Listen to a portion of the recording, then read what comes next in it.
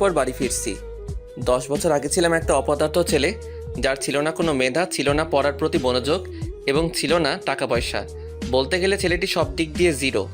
আর আজ সেই ছেলেটি টপ 5 বিজনেসম্যানদের একজন, যার নেই কোনো টাকার অভাব, নেই কোনো যোগ্যতার অভাব। কিন্তু 10 বছর আগে ছেলেটির সব দিক দিয়ে অভাব ছিল। আপনারা হয়তো কিছুই বুঝতেছেন না। তাহলে চলুন 10 বছর আগে ঘটে যাওয়া ঘটনাগুলো জেনে আসি, তাহলেই বুঝতে পারবেন। 10 বছর আগে সকালে ঘুমাচ্ছি, এমন সময় চেঁচামেচির শব্দে ঘুমটা ভেঙে যায়। তারপর চোখ কসলাতে কসলাতে ঘুম থেকে উঠে দেখি মা আর বাবার কথা কাটাকাটি হচ্ছে। তোমার নবাবজাদা ছেলে কোথায়? এখনো ঘুম থেকে উঠিনি। কি বলছো? এখনো ঘুম থেকে ওঠে নাই মানে?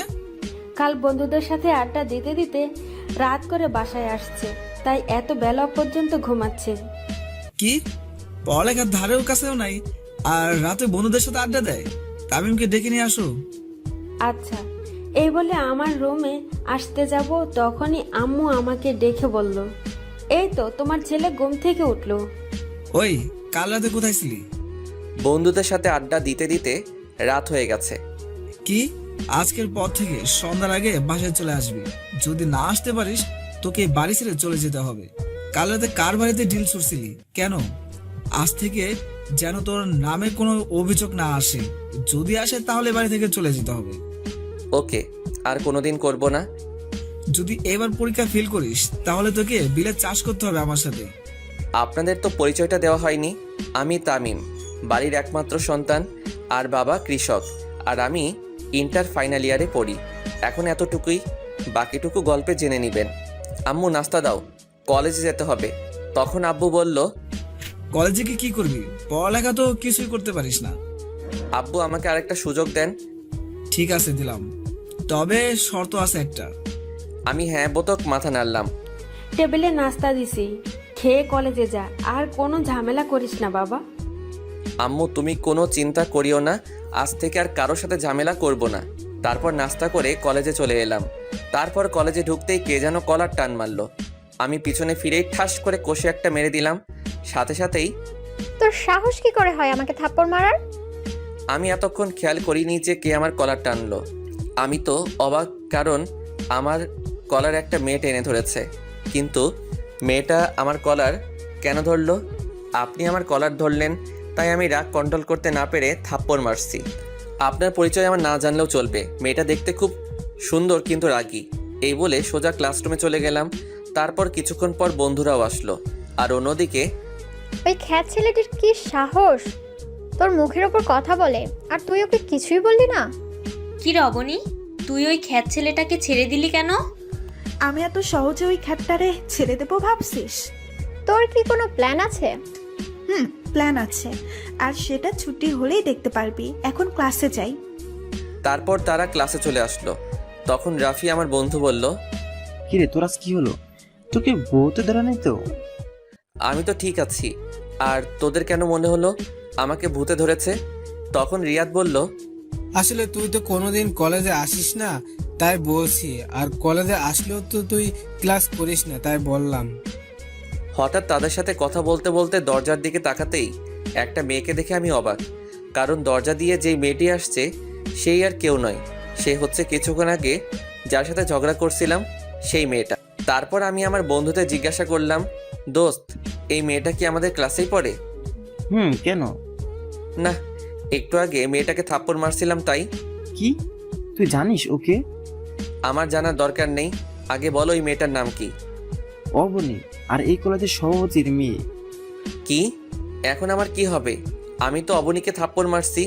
এটা যদি তার আব্বুকে বলে দেয় তাহলে তো আমার কলেজ আর পড়া হবে না, সাথে বাড়ি থেকে চলে যেতে হবে।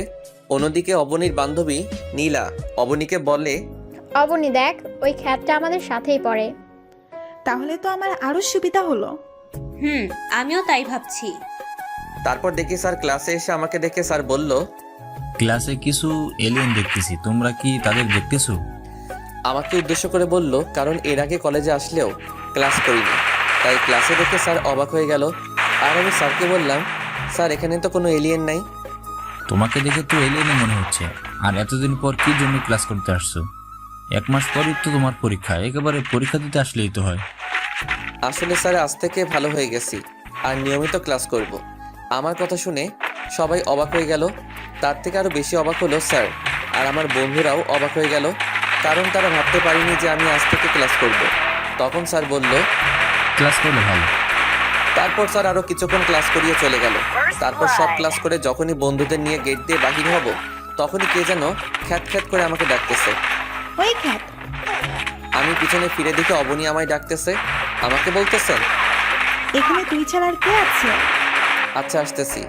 এই বলে আমার বন্ধুরা সহ আমি অবনীর কাছে গেলাম। ওই তোরা যা। আমরা কেন যাব?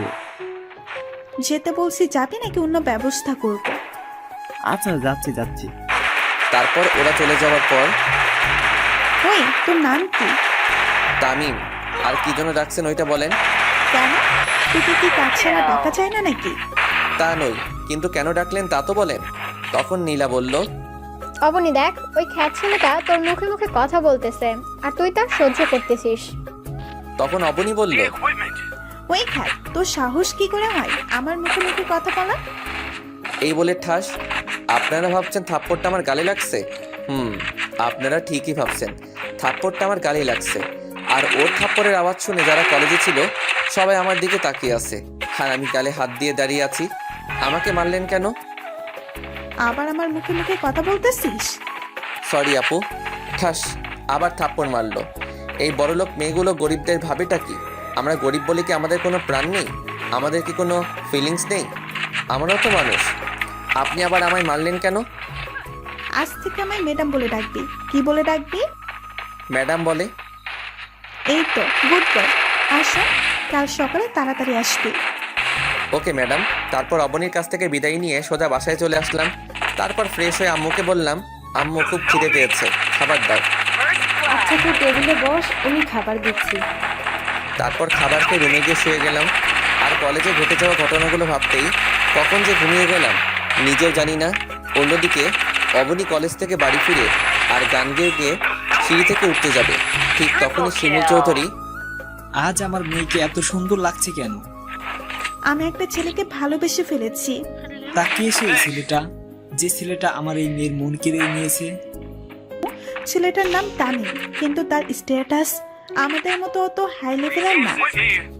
ও, তা ছেলেটাকে কি বলেছিস তুই অনেক পছন্দ করিস বা ভালোবাসিস? না মা, আচ্ছা এসব এখন থাক না। এসব এখন খুব জোরে খিদে পেয়েছে। তুমি খাবার রেডি করো, আমি ফ্রেশ হয়ে আসতেছি। নীলা, আচ্ছা যা মা। দোস্ত তুই কোথায়, আজ আসবি না? আমি তো ঘুম যাচ্ছি। কি? আচ্ছা তুই রবিক আঙ্কেলের চায়ের দোকানে চলে আয়। কেন বলো তো, কোনো সমস্যা হয়েছে নাকি? আরে না, আজ আড্ডা দিবি না? আমি তো আড্ডা দেওয়ার জন্য কল দেখি। সরি দোস্ত, আজ থেকে আমি আর আড্ডা দিব না। আচ্ছা তামিম, তুই কি আমাদের সেই বন্ধু তামিম নাকি অন্য কেউ? কেন বলতো? না মানে ভূতের মুখের রাম রাম শুনছি তাই বলতেছি। এখানে রাম রামের কি হয়েছে? আমরা তো অনেক আড্ডা দিয়ে অনেক সময় নষ্ট করছি, আর সামনে পরীক্ষা, তাই ভাবলাম ভালোভাবে প্রস্তুতি নিতে হবে। আচ্ছা ঠিক আছে দোস্ত। তারপর বাইরে চলে আসলাম। তারপর মাগরিবের নামাজ পড়ে বাড়িতে চলে আসলাম আর বই নিয়ে পড়তে বসলাম। তারপর 10টার দিকে আম্মু খাবার জন্য ডাক দিল। তারপর ডিনার করে ঘুমিয়ে গেলাম। তারপর সকালবেলা ঘুম থেকে উঠে ফ্রেশ হয়ে নাস্তা করে কলেজে যাই। আর কলেজে গিয়েই তো আমি অবাক, কারণ অবনী আজ শাড়ি পরে আসছে। মনে হচ্ছে আসমান থেকে পরি নেমে এসেছে। ছি, আমি এসব কি ভাবতেছি? ও কোথায় আর আমি কোথায়? ওরা বড়লোক আর আমরা গরিব, ওদের সাথে আমাদের মানায় না। তারপর এইসব ভাবতে ভাবতে ক্লাসে চলে আসলাম। নীলা, আজ এই খ্যাটটা আসেনি নাকি? জানি না রে। আচ্ছা চল, ক্লাসের সময় হয়ে গেছে, ক্লাসে যাই। চল। কি রে অবনী, কাকে খুঁজছিস? আর ওই খ্যাটটা আসে নাই না কি? আজ তারপর হঠাৎ অবনীর আমার দিকে চোখ পড়তেই, দেখ নীলা, ওই খ্যাটটা কলেজে আসলো অথচ আমার সাথে দেখা করেনি। এর একটা বিহিত করতে হবে। আজ ওর একটা বিহিত করতেই হবে। ক্লাস ছুটি হোক, তারপর দেখাচ্ছি। আমি ক্লাসে এসে বন্ধুদের পাশে বসে গেলাম। তখন রাফি বলল, কিরে দোস্ত কি অবস্থা? এই তো ভালো, তোদের কি অবস্থা? আমরাও ভালো দোস্ত। তারপর স্যার ক্লাসে চলে আসলো। তারপর স্যার কিছু নোট লিখে দিলেন আর বললেন, আচ্ছা, কাল তোমাদের এই বিষয়ের উপর ক্লাস টেস্ট নেওয়া হবে, তাই সবাই ভালোভাবে প্রস্তুতি নিন। তারপর স্যার আরও কিছুক্ষণ ক্লাস করে চলে গেলেন। তারপর একে একে সব ক্লাস করে চলে আসতে যাব, তখন দেখি অবনী গেটের ওইখানে দাঁড়িয়ে আছে। আমি অবনীকে না দেখার ভান করে চলে যেতে যাব, তখনই ওই ক্যাট, তোকে সকালে আমার সাথে দেখা করতে বলেছিলাম না? সরি, আসলে ভুলে গেছিলাম। কাল সকালে আসার পর আমার সাথে দেখা করে তারপর ক্লাস করতে যাবি। আচ্ছা এখন তুই যেতে পারিস। আচ্ছা যাচ্ছি। এই বলে বন্ধুদেরকে নিয়ে চলে আসলাম। মাঝপথে রিয়াদ বলল, আচ্ছা দোস্ত, ওই অবনী তোর পিছনে এইভাবে লেগে আছে কেন? তখন রাফি বলল, ওই দিন অবনীকে তামিম ঠাকুর মারলো না, মনে হয় ওইটা বদলা নেওয়ার প্ল্যান করতেছি। এই রে, এরা কিভাবে জানলো আমি অবনীকে থাপ্পড় মারছি? সত্যি তুই অবনীকে থাপ্পড় মারছিস? তাহলে তো তুই শেষ। আরে এমনি ভয়ে ভয়ে আছি, আর তুই সেইখানে আরো ভয় দেখাচ্ছিস। কোথায় সাহস দিবি তা না করে উল্টা আমায় ভয় দেখাচ্ছিস। তোরা কি আদৌ আমার বন্ধু নাকি শত্রু তা আজও জানতে পারলাম না। দোস্ত ওসব বাদ দে তো, কাল যে টেস্ট পরীক্ষা হবে তা নিয়ে কিছু ভাবছিস? যা হবে কাল দেখা যাবে। আচ্ছা চলি দোস্ত, আর ভালোভাবে প্রস্তুতি নিস। ওদের সাথে কথা বলতে বলতে বাড়িতে চলে আসলাম। বাড়িতে ঢুকে মাকে বললাম, আম্মু খুব খিদে পেয়েছে, খাবার দাও। আচ্ছা তুই ফ্রেশ হয়ে আয়, আমি টেবিলে খাবার দিচ্ছি। তারপর আমি ফ্রেশ হতে চলে গেলাম। অবনী, তুই খ্যাতটাকে সবসময় এভাবে ছেড়ে দিস কেন? আরে অপেক্ষা কর, ফাইনাল পরীক্ষার পর আমাকে থাপ্পড় মারার প্রতিশোধ নেব। দেখ কাল কি করি। মুখে তো বলে দিলাম, তামিমকে কি আমি শাস্তি দিতে পারবো না? আমি তামিমের থেকে প্রতিশোধ নিতে পারবো না, কারণ আমি যে তামিমকে খুব ভালোবেসে ফেলেছি। তামিমকে কি আমি বলতে পারবো আমার ভালোবাসার কথা? কিরে, তুই কি ভাবছিলি এতক্ষণ? সে কখন থেকে ডাকতেছি, তোর কোনো খুশি নেই? না কিছু না, চল বাড়ি যাই। তারপর ওরা দুজনে বাড়ি চলে আসলো। এদিকে তামিম ফ্রেশ হয়ে খাবার খেয়ে ঘুমিয়ে পড়ে। তারপর সন্ধ্যা দিকে মাগরিবের নামাজ পড়তে বসে, কারণ কাল তার টেস্ট পরীক্ষা, তাই ভালোভাবে প্রস্তুতি নিতে হবে। তারপর 2 ঘন্টা করে একটু বিশ্রাম নেয়, তারপর ডিনার করে শুয়ে পড়লাম। সকালবেলা 6টায় ঘুম থেকে উঠে ফ্রেশ হয়ে আবার পড়তে বসলাম। তারপর দেখতে দেখতে কলেজের সময় হয়ে গেল। তারপর নাস্তা করে কলেজে চলে এলাম। তারপর অবনীর সাথে দেখা করে ক্লাসে চলে এলাম। তারপর প্রিন্সিপাল এসে আমাকে ডেকে তার কেবিনে নিয়ে গেল। এরপর স্যার যা বললো তা শুনে তো আমার নিচ থেকে মাটি সরে গেল। তারপর কলেজে এসে সোজা অবনীর কাছে চলে গেলাম। কিরে, আজ তুই নিজেই চলে আসলি? যাক, ভালোই হলো। বলেন ম্যাডাম, কেন ডেকেছেন? কেন ডেকেছি তার জন্য কি তোকে কৈফিয়ত দিতে হবে নাকি? এই বলে ঠাস করে 2 গালে 2টা থাপ্পড় মারলো। থাপ্পড়টা এত জোরে লাগলো যে আমার ঠোঁট থেকে রক্ত বের হচ্ছে আর খুব জ্বলছে। তবু সহ্য করে থাকলাম, কারণ এখন কিছু বললে হিতে বিপরীত হতে হবে, তার চেয়ে চুপ করে থাকি। যা তো এখান থেকে। তারপর আমি সোজা ক্লাসরুমে চলে আসলাম, আর আমি পকেট থেকে রুমালটা বের করে রক্ত মুছে আবার ঢুকিয়ে রাখলাম। তারপর আমার বন্ধুরা চলে এলো। তারপর বন্ধুদের সাথে একটু কথা বললাম। অন্যদিকে অবনী ভাবতেছে, না, তামিমকে এভাবে মারাটা ঠিক হয়নি। ধুর, এখন কি তামিমকে ভালোবাসার কথা বললে তো আমাকে মেনে নিবে না। তামিম তো আমাকে মেনে নিবে না, কারণ আজ আমি যা অন্যায় করলাম তার জন্য তামিম আমাকে ক্ষমা নাও করতে পারে। এখন কি করি? তখন অবনীর বান্ধবী রিমি বলল, কিরে অবনী, কি ভাবছিস? চল ক্লাসে যাই। চল। তারপর অবনী আর তার বান্ধবীরা চলে আসলো।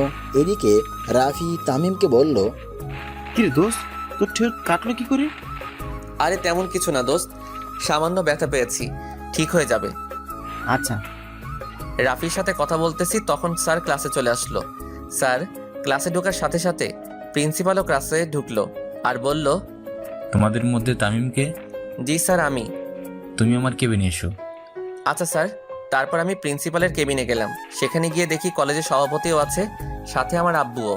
তারপর সভাপতি তারেক চৌধুরী মানে অবনীর আব্বু বলল, তুমি সেই তামিম যে প্রতিদিন আমার মেয়েকে বিরক্ত করো? ঠিক বুঝলাম না স্যার। তামিম, তোমাকে এই কলেজে টিসি দেওয়া হলো। যা শুনে আমার নিচ থেকে মাটি সরে গেল। মনে হচ্ছে আমার বুকে কেউ ছুরি ঢুকিয়ে দিয়েছে। কোনো কথা মুখে আসছে না, তবু অনেক কষ্টে আমি বললাম, আমি কি জানতে পারি আমার কোন অপরাধে আমাকে এই কলেজ থেকে টিসি দেওয়া হলো? তুমি স্যারের মেয়েকে প্রতিদিন বিরক্ত করার অপরাধে তোমাকে টিসি দেওয়া হলো। ও বুঝছি। বাবা চলো। কোথায় যাবি? কেন, বাড়ি যাব, কারণ এই কলেজে আর আমার জায়গা নাই। তখন আব্বু স্যারকে অনুরোধ করে বলল, স্যার প্লিজ আমার ছেলেকে আরেকটা সুযোগ দিন। আমার ছেলে যতই খারাপ হোক না, এই কাজটা করতেই পারে না। আপনার ছেলে কেমন তা আমাদের জানা হয়ে গেছে, যেমন ছেলে তেমন বাবা। বাবাকে অপমান হতে দেখে আর চুপ থাকতে পারলাম না। সোজা গিয়ে সভাপতির কলার চেপে ধরে বললাম, মিস্টার তারেক চৌধুরী, আপনি আমাকে যতই অপমান করুন মারুন, কিন্তু আমার বাবাকে অপমান করবেন না। তারপর প্রিন্সিপাল এসে আমাদের ছাড়িয়ে নিয়ে তারপর আমার আব্বুকে বলল, এই যে মিস্টার, আজকের পর থেকে যেন আপনাকে আর আপনার ছেলেকে এখানে আর না দেখি, এখনই বেরিয়ে যান। আব্বু চলো। তখন তারেক চৌধুরী বলল, তোকে আমি দেখে নিব। যত পারিস দেখে নিস। তারপর আর কথা না বলে বাবাকে বাহিরে এনে ক্লাসে গিয়ে স্যারের অনুমতি নিয়ে ক্লাসে ঢুকে বইগুলো নিয়ে বাহিরে চলে যাব। ঠিক তখনই, তামিম, তুমি কোথায় যাচ্ছ? সরি স্যার, এই কলেজ থেকে টিসি দেওয়া হয়েছে, তাই চলে যাচ্ছি। আমি এই কথা বলার সাথে সাথে অবনী বলে উঠল, তোমাকে কে টিসি দিচ্ছে? তার চাকরি আমি কেড়ে নিব। সরি ম্যাডাম, আমরা গরিব হতে পারি কিন্তু কারো দয়া নিয়ে বেঁচে থাকতে চাই না। আর মিস অবনী চৌধুরী, একটা কথা বলে রাখি, আজ এই কলেজ থেকে আমাকে বাহির করে দেওয়া হচ্ছে, কিন্তু এমন একটা দিন আসবে যেদিনে এই কলেজটা আমার হবে। সেই দিন দেখব তারেক চৌধুরী সভাপতিত্ব কোথায় থাকে। It's my challenge, Mrs Aboni Chowdhury. Sir দোয়া করবেন। দোস্ত, আমাকে তোর দোয়া করিস। এই বলে ক্লাস থেকে বাহির হয়ে সোজা বাবাকে নিয়ে বাড়িতে চলে আসলাম। কিন্তু এতেই কি তামিমের বিপদ শেষ, নাকি সামনে আরও বড় বিপদের সম্মুখীন হবে? তামিম কি আদৌ জানে যে আরও বড় বিপদের সম্মুখীন হতে হবে? অন্যদিকে অবনীকে নীলা বলল, দোস্ত, ওই খ্যাত এগুলো কি বলে গেল? আমি কিছুই বুঝতেছি না, তামিমকে কে টিসি দিচ্ছে? কিন্তু প্রিন্সিপাল স্যার ছাড়া আর কে করবে?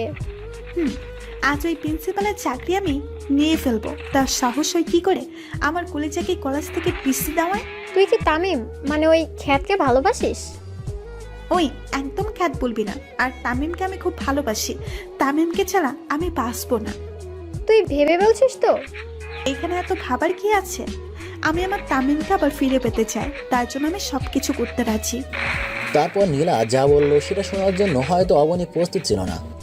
সরি অবনী, আজ আমার জন্য তামিমকে টিসি দিয়েছে। মানে কি বলতে চাইছিস তুই? আসলে আমি আঙ্কেলকে বলেছি যে তামিম তোকে বিরক্ত করে, তাই আঙ্কেল কলেজে এসে তামিমকে টিসি দিছে। তখন অবনী ভাবল, কি এখন আমি কি করব? আমি কি আবার তামিমকে হারিয়ে ফেলবো? না, আমি তামিমকে হারাতে চাই, কিন্তু আমার বারবার কেন মনে হচ্ছে আমি হারিয়ে ফেলেছি। না, আজ যে করেই হোক তামিমের বাসায় যেতে হবে। কিন্তু আমি তো তামিমের বাড়ি চিনি না। তো কি হয়েছে? তামিমের বন্ধু রাফির থেকে জিজ্ঞেস করব। কি ভাবতেছিস? কিছু না। এই বলে ক্লাস থেকে বেরিয়ে সোজা বাড়ি চলে গেল। এদিকে তামিম আর তার বাবা বাড়ি পৌঁছে গেল। তারপর যা বাবা বলল, যা শুনে তামিমের মাথার উপর আকাশ পড়েছে এমন অবস্থা হয়ে গেল। একদিনে দুইটা জ্বর তামিম সামলাতে না পেরে ব্যালেন্স হারিয়ে বসে পড়ে। কারণ তামিমের বাবা তামিমকে বলল, তামিম যখন বাড়িতে ঢুকতে যাবে ঠিক সেই সময় আব্বু বলল, তুই কোথায় যাচ্ছিস? কেন আমার রুমে? তুই আর এই বাড়ি কেউ না। কি বলছো এসব? আব্বু তুমিও বিশ্বাস করো আমি ওই মেয়েটাকে বিরক্ত করছি? তখন আম্মু বলল, কি হয়েছে রে বাবা? তারপর আব্বু কলেজে ঘটে যাওয়া সব ঘটনাগুলো বলল। তারপর আম্মু সোজা এসে আমার গালে থাপ্পড় মেরে বলল, ছি, তোকে আমার ছেলে বলতেও লজ্জা করছে। বেরিয়ে যা আমার বাড়ি থেকে। আম্মু শেষ পর্যন্ত আর বলতে না দিয়ে, আজ থেকে তোকে আমরা ত্যায্যপুত্র করলাম। তুই এই বাড়ি কেউ না, বেরিয়ে যা আমার বাড়ি থেকে। আর কোনোদিন যেন আমার মুখের সামনে না দেখি। এইসব কথা শুনে মনে হচ্ছে কেউ আমাকে লাঠি দিয়ে আমার মাথায় বাড়ি মারছে। আর মনে হচ্ছে যেন আকাশটা আমার মাথার উপর পড়ে গেছে। কিন্তু একসাথে দুইটা ঝড় কিভাবে সামলাবো? দুইটা ঝড় একসাথে সামলাতে না পেরে আমি ব্যালেন্স হারিয়ে বসে পড়লাম। কিছুক্ষণ পর বললাম, আর কোনোদিন এই বাড়িতে আসবো না, চলে যাচ্ছি। ভালো থেকো বাবা মা। অন্যদিকে অবনী নীলা তামিমের বাড়িতে গেল তামিমের খোঁজে। কিন্তু অবনী আদৌ জানে না যে সে তামিমকে হারিয়ে ফেলতে চলেছে। কিন্তু অবনী হাসি মুখিয়ে তামিমের বাড়িতে ঢুকলে তামিমের আম্মু বলল, তোমরা কারা মামনি? আমি অপনি। আন্টি তামিম আছে? তামিম তো অনেক আগে এ বাড়ি ছেড়ে চলে গেছে। কি? তামিম কোথায় গেছে? আন্টি, আমি যে তামিমকে খুব ভালোবাসি। কিন্তু ও তো কোনোদিন বলেনি যে ও কাউকে পছন্দ করে। আমার ভুলের জন্য তামিমের আজ এই অবস্থা। কি ভুল করেছো মামনি? আমার জন্যই তো তামিমকে টিসি দিচ্ছে। তুমি যা করলে তার কোনো ক্ষমা নাই। তোমার জন্য আমার নির্দোষ ছেলেটা কষ্ট পাচ্ছে। বেরিয়ে যাও আমার বাড়ি থেকে। আন্টি। আর কিছু বলতে পারলো না, কারণ তামিমের আম্মু দরজা বন্ধ করে দিয়ে চলে যায়। অবনী চিন্তা করে, আজ আমার জন্য তামিমের এই অবস্থা। তামিম এখন কোথায় আছে, কি করছে? আচ্ছা, রেল স্টেশনে গিয়ে দেখি সেখানে তামিম আছে নাকি, থাকলেও তো থাকতে পারে। তারপর অবনী রেল স্টেশনের দিকে ছুটে যায়, কিন্তু কপাল খারাপ, সেখানেও তামিম নেই। এদিকে তামিম তার সব সার্টিফিকেট আর মোবাইল আর কিছু জামানো টাকা ছিল, সব কিছু নিয়ে বেরিয়ে পড়লো অজানা রাস্তার পাড়ি দিতে। আর বলল, জানি না কোথায় এই রাস্তার সমাপ্তি হবে, জানি না এখন কোথায় থাকবো। তারপর এইসব ভাবতে ভাবতে হাঁটতেছি। তারপর রেল স্টেশনে গিয়ে ট্রেনের জন্য অপেক্ষা করলাম। অবশেষে অপেক্ষার সমাপ্তি ঘটে। স্টেশনে ঢাকাগামী ট্রেনটাতে উঠে পড়লাম। তারপর ট্রেনটা নিজের মতো করে চলতে লাগলো, আর আমি বাহিরের দৃশ্য উপভোগ করতে লাগলাম। আর কিছুক্ষণ আগে ঘটে যাওয়া ঘটনাগুলো ভাবতেছি, কি থেকে কি হয়ে গেল। এটা তো হওয়ার ছিল না, কিন্তু যা হওয়ার তা তো হবেই, কারণ এটাই যে নিয়তির খেলা। নিয়তির খেলা হিসেবে আমাকে তো মেনে নিতেই হবে। এসব ভাবতেই নিজের অজান্তেই চোখে দিয়ে পানি চলে এলো। দেখতে দেখতে সন্ধ্যা হয়ে গেল। 8টার দিকে ট্রেনটা স্টেশনে থামলো। আমি স্টেশনে নেমে মোবাইল থেকে সিমটা খুলে ফেললাম আর নতুন সিম ঢুকিয়ে নিলাম। তারপর একটা দোকানে ঢুকে রাতের খাবারটা খেয়ে নিলাম। তারপর খাবার খেয়ে আবার আনমনে ফুটপাত দিয়ে হাঁটতেছি। রাতের অন্ধকারে জ্যোৎস্না চাঁদের আলোয় যেন রাস্তাটা যেন সৌন্দর্যের শোভা পেল। এইভাবে হাঁটতে হাঁটতে কিছু দূর গিয়ে মোবাইলটা হাতে নিয়ে দেখি 12টা বাজে, আর মোবাইলে দেখি 6% চার্জ আছে। তারপর আশেপাশে চেয়ে দেখি পুরো রাস্তা ফাঁকা, শুধু আমি একা রাস্তায় হাঁটতেছি আর জ্যোৎস্না রাতের সৌন্দর্য উপভোগ করতেছি। কিন্তু এই সৌন্দর্য যে এখন আর আমার ভালো লাগে না, কারণ আমি আমার প্রিয় দুটো জিনিস যে হারিয়ে ফেললাম। কিন্তু কি করব, এইসব নিয়ে চিন্তা করে লাভ নেই। এখন আমার ক্যারিয়ার নিয়ে ভাবতেছি। হঠাৎ দেখি কয়েকজন ছেলে একটা লোকের সাথে ধস্তাধস্তি করতেছে। আমি বাধা দিতেই ওরা আমার পেটে ছুরি ঢুকিয়ে দিয়েই পালিয়ে যায়। এরপর আর কিছু মনে নেই। তারপর যখন চোখ খুললাম তখন দেখি যেই মানুষটাকে বাঁচাতে গিয়ে আমি আঘাত পেয়েছি, সেই লোকটি আর একটা মেয়ে আমার পাশে বসে আছে। হয়তো তার মেয়ে হবে। লোকটি আমার চোখ খুলতে দেখে বলল, তোমার এখন কেমন লাগছে? ভালো, কিন্তু একটু ব্যথা করছে। আস্তে আস্তে ঠিক হয়ে যাবে। আচ্ছা, তোমার নাম কি? তামিম। আর আপনি কি আঙ্কেল? আমি আরিফ চৌধুরী, চৌধুরী গ্রুপ অফ ইন্ডাস্ট্রিজের মালিক। আর ইনিকে? তখন মেয়েটি বলল, আমি মাইশা চৌধুরী। আচ্ছা, তোমার বাবা মার নম্বরটা দাও। আর তুমি কোথায় থাকো? আমার তো কেউ নাই আঙ্কেল, আর আমি ঢাকায় কাল রাতে আসছি। কে বলেছে তোমার কেউ নেই? আজ থেকে তুমি আমাদের সাথেই থাকবে। না আঙ্কেল, আপনারা আমার জন্য অনেক করছেন। আপনাদের এই দিন আমি কোনোদিন শোধ করতে পারবো না। কিসের ঋণ? বাবার কাছে ছেলে ঋণ থাকে না। আজ থেকে তুমি আমাদের সাথেই থাকবে। না আঙ্কেল, এই আমাকে আর বলতে না দিয়ে আঙ্কেল বললেন, তোমার সাথে থাকবে ব্যাস, আমি আর কোনো কথা শুনতে চাই না। কিন্তু তখন মাইশা বলল, কোনো কিন্তু নয়, তুমি আমাদের সাথে থাকবে ব্যাস। ওনাদের জোরাজোরিতে আমি ওনাদের সাথে যেতে রাজি হলাম।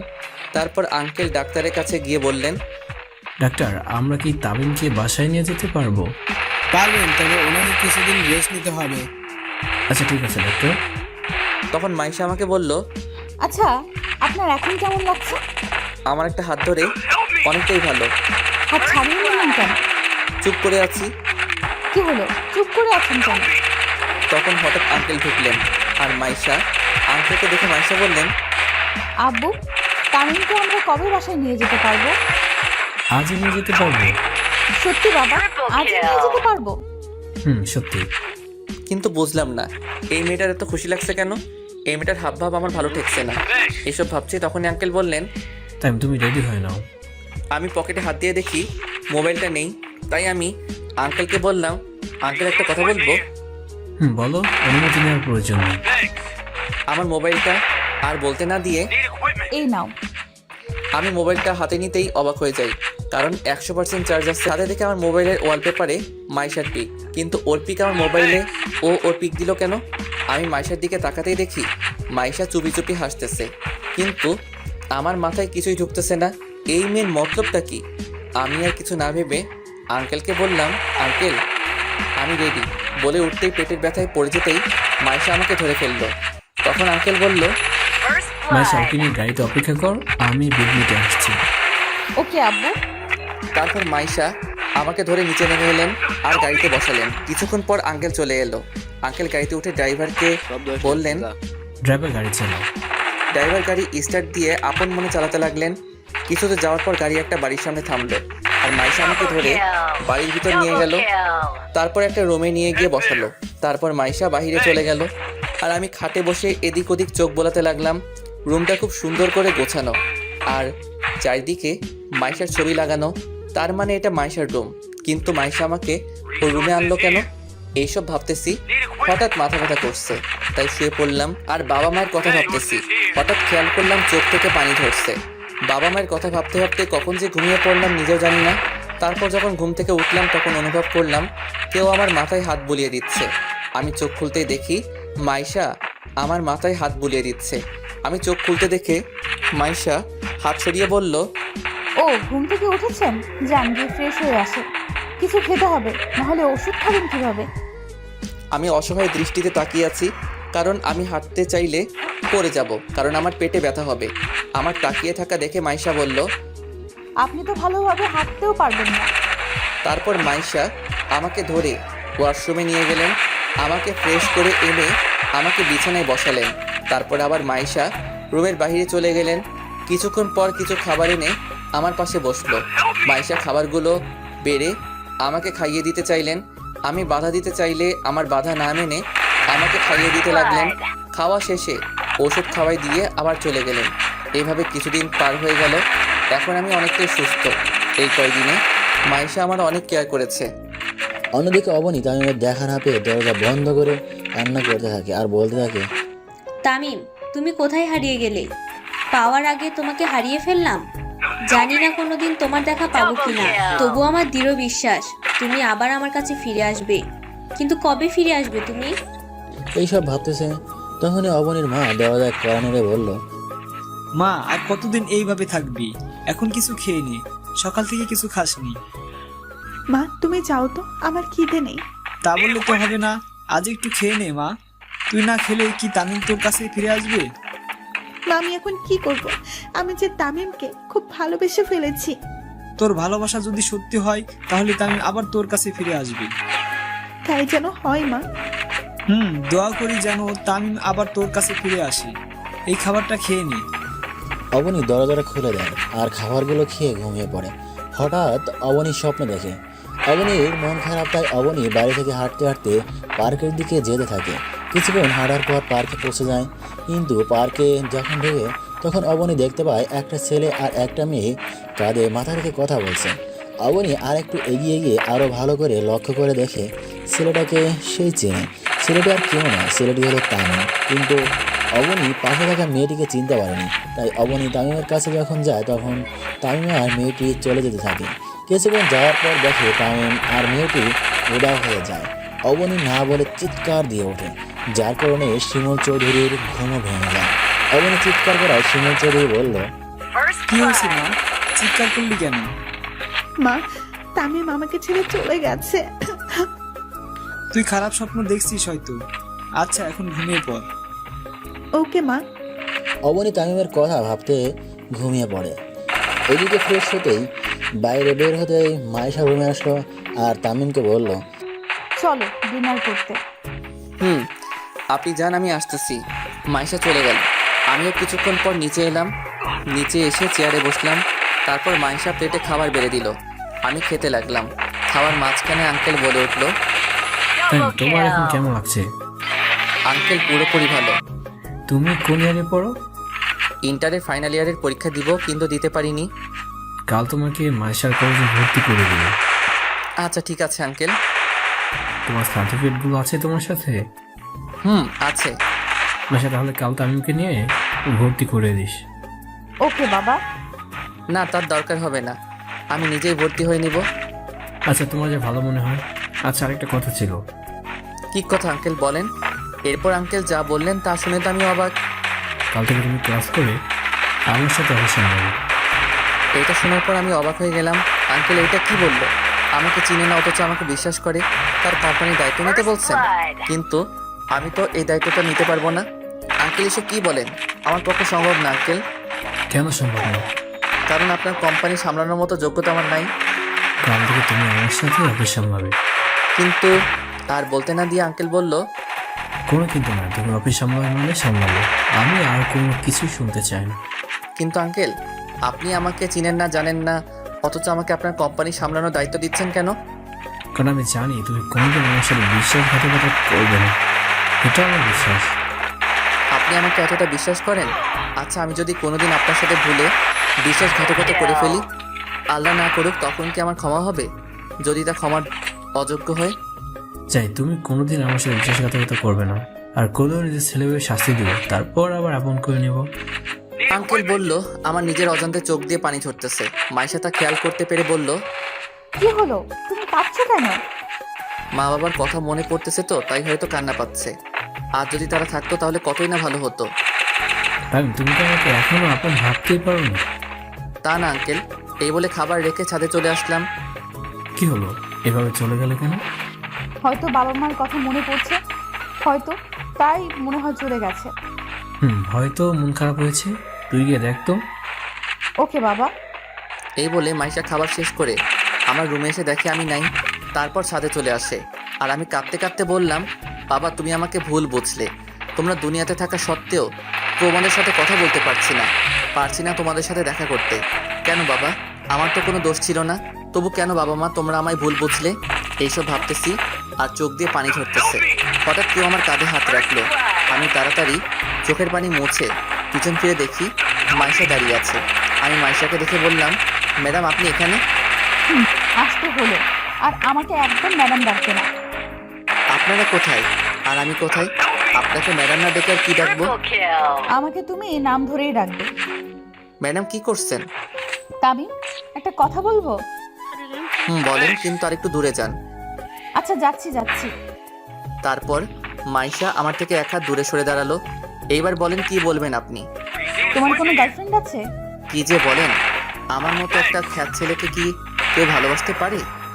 এছাড়া আমার আর একটা কথা বাকি আছে, কিন্তু তোমাকে কিভাবে যে বলি, তুমি রাগ করবে না তো? রাগ করার মতো কথা হলে অবশ্যই রাগ করব। I love you Tamim. হসপিটালে তোমাকে প্রথম দেখাতেই ভালো লেগে যায়। এই প্রথম আমি কাউকে আমার ভালোবাসার কথা জানালাম। তুমি কি আমাকে তোমার সব দুঃখ কষ্টের ভাগিদার হতে দেবে? প্লিজ, তুমি আমায় ফিরিয়ে দিও না। এই মেয়ে বলে কি আমিও তোকে পছন্দ করি, কিন্তু আমার পক্ষে যে মাইশাকে ভালোবাসা পসিবল না। আপনার মাথা ঠিক আছে তো ম্যাডাম? কেন আমার মাথা ঠিক থাকবে না কেন? আমার মনে হচ্ছে আপনার মাথা ঠিক নাই। কেন ঠিক নাই? আপনি ঠিক থাকলে আমাকে ভালোবাসার মতো বোকামি করতেন না। কেন, তোমাকে ভালোবাসা কি বোকামি নাকি? তা নয়তো কি, আমি কোথায় আর আপনি কোথায়? আমি একজন সাধারণ ছেলে, আর তার চেয়ে বড় কথা হলো আমি আঙ্কেলের মনে কষ্ট দিতে পারবো না, তাই আমার পক্ষে তোমাকে ভালোবাসা সম্ভব না। আমি এত কিছু শুনতে চাই না, তুমি আমাকে ভালোবাসবে কিনা বলো। তুমি যদি আমাকে আর একবার ভালোবাসার কথা বলো, তাহলে আমি এখান থেকে চলে যেতে বাধ্য হব। আমার কথা শুনে মাইশা ভয় পেয়ে যায়, তাই মাইশা কিছুক্ষণ ভাবার পর বলল, না, তুমি আমাকে না ভালোবাসো, তবু এই বাড়ি থেকে চলে যেও না প্লিজ। ওকে, যাব না। আচ্ছা, তুমি আমাকে না ভালোবাসো, কিন্তু আমরা ফ্রেন্ড তো হতে পারি। ওকে ডান, বাট অনলি ফ্রেন্ড, আর কিছু না, মনে থাকে যেন। ফ্রেন্ড। আমরা যেহেতু ফ্রেন্ড, তাহলে আমরা তুমি করে বলতে পারি তো? ওকে, সমস্যা নাই ম্যাডাম। আবার madam? Sorry Maisha. It's okay, এরপর আর হলে কোনো ক্ষমা নাই। ওকে মহারানী। রাত তো অনেক হলো, চলো এবার গিয়ে ঘুমিয়ে পড়ো। ওকে, তুমিও যাও।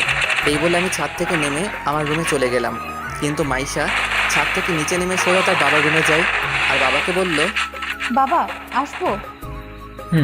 আয় মা, কিন্তু তুই কাঁদছিস কেন? আচ্ছা বাবা, আমি যদি তোমার কাছে কিছু চাই, তাহলে আমাকে দিবে তো? অবশ্যই দিব। আমার মেয়ে আমার কাছে কেউ চাইবে আর আমি দিব না, এটা কখনো হয়? কিন্তু বাবা, এটা অন্য সব কিছুর থেকে একদম আলাদা। আমি যদি আমার ভালোবাসার মানুষকে চাই, তাহলে কি তুমি আমাকে দিতে পারবে? অবশ্যই দিব, কিন্তু সেই ছেলেটা কে যাকে তুই আমার কাছে চেয়েছিস? বাবা, তাকে তুমি খুব ভালো করেছিল। কিন্তু বলবি তো? যে আমার প্রাণ বাঁচিয়েছে, আমি তাকে ভালোবাসি, কিন্তু ও আমাকে ভালোবাসে না। আমার ভালোবাসা গ্রহণ না করে আমাকে ফিরিয়ে দিয়েছে। তা তামিমের কথা বলছিস? তামিম খুব ভালো ছেলে, তুই কোনো চিন্তা করিস না। এখন বল আমাকে কি করতে হবে? তামিমকে সব সময় আমার পাশে থাকতে বলবে, এতেই হবে। শুধু এতটুকু? আচ্ছা আমি বলে দিব। থ্যাংক ইউ আব্বু। এখন অনেক রাত হয়েছে, বেশি হয়ে পর। ওকে আব্বু। এই বলে মাইশা আঙ্কেলের রুম থেকে সোজা তার রুমে চলে যায় আর তামিমের কথা ভাবতে ভাবতে ঘুমিয়ে পড়ে। আমি রুমে গিয়ে মোবাইলে অ্যালার্ম দিয়ে শুয়ে পড়লাম। কিছুক্ষণের মধ্যেই ঘুমিয়ে গেলাম। সকালবেলা অ্যালার্মের শব্দে ঘুমটা ভেঙে যায়। তারপর ফ্রেশ হয়ে নামাজ পড়ে একটু হাঁটাহাঁটি করে ছাদে চলে গেলাম। ছাদে গিয়ে সকালের সৌন্দর্য উপভোগ করতে লাগলাম। পাখির কিচিরমিচিরের শব্দে যেন মনটা যেন ভালো হয়ে গেল। ছাদে আরও কিছুক্ষণ থেকে নিজের রুমে চলে গেলাম। রুমে গিয়ে শুয়ে গেলাম। হঠাৎ কেউ দরজায় নক করলো। আমি গিয়ে দরজা খুলে দিলাম। দরজা খুলতেই দেখি মাইশা দাঁড়িয়ে আছে। মাইশাকে আমি বললাম, তুমি এইখানে? তুমি উঠছো নাকি দেখতে আসলাম। আমি তো অনেক আগে উঠেছি। ও, তো এতক্ষণ কি করেছো? এই তো শুয়েছিলাম। কেন, কিছু বলবে নাকি? নাস্তা করতে হবে, কলেজে যাবে না? এত তাড়াতাড়ি? কলেজে গিয়ে কি করব? আর আমি তো ভর্তি হইনি। কয়টা বাজে দেখছো? কয়টা বাজে? 9:30 বাজে। এক্ষুনি নাস্তা করে কলেজে যেতে হবে। ওকে, তুমি যাও, আমি আসতেছি। আচ্ছা তাড়াতাড়ি আসো, আমরা তোমার জন্য অপেক্ষা করতেছি। এই বলে মাইশা চলে গেল।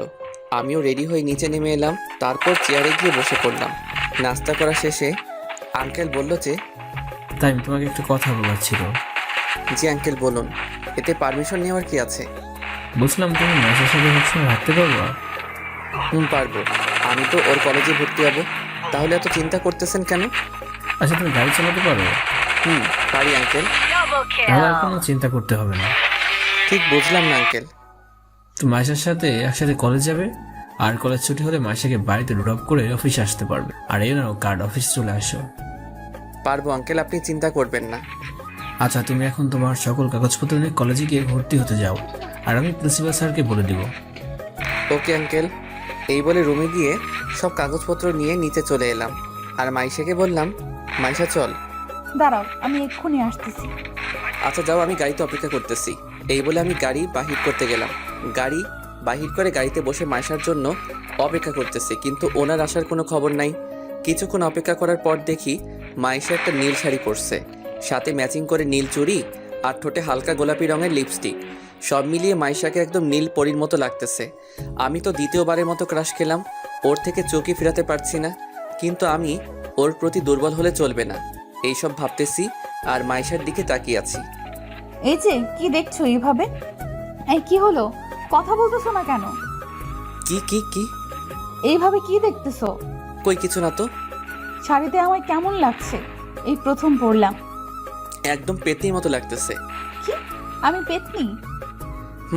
আচ্ছা এইসব কথা থাক, কলেজে যাওয়া যাক। চলো। তারপর গাড়ি ড্রাইভ করে কলেজে চলে আসলাম। আমি মাইশাকে ক্লাসরুমে চলে যেতে বলে সোজা প্রিন্সিপালের রুমে চলে গেলাম আর বললাম, স্যার আসতে পারি? Yes, coming. আমি রুমে ঢুকলাম আর প্রিন্সিপাল স্যার বলল, কি জন্য আসছো? ভর্তি হতে আসছি স্যার। কোন বর্ষে? ফাইনাল ইয়ারে। কি, আর 1 মাস পর তোমাদের পরীক্ষা আর তুমি এখন ভর্তি হতে আসছো? আগের কলেজ থেকে টিসি দিছে, তাই পড়তে পারিনি। তোমার কাগজপত্রগুলো দাও। আমি কাগজগুলো স্যারকে দিলাম। স্যার কিছুক্ষণ দেখে আমাকে বললেন, তোমাকে তাহলে রফিক পাঠাইছে? জি স্যার।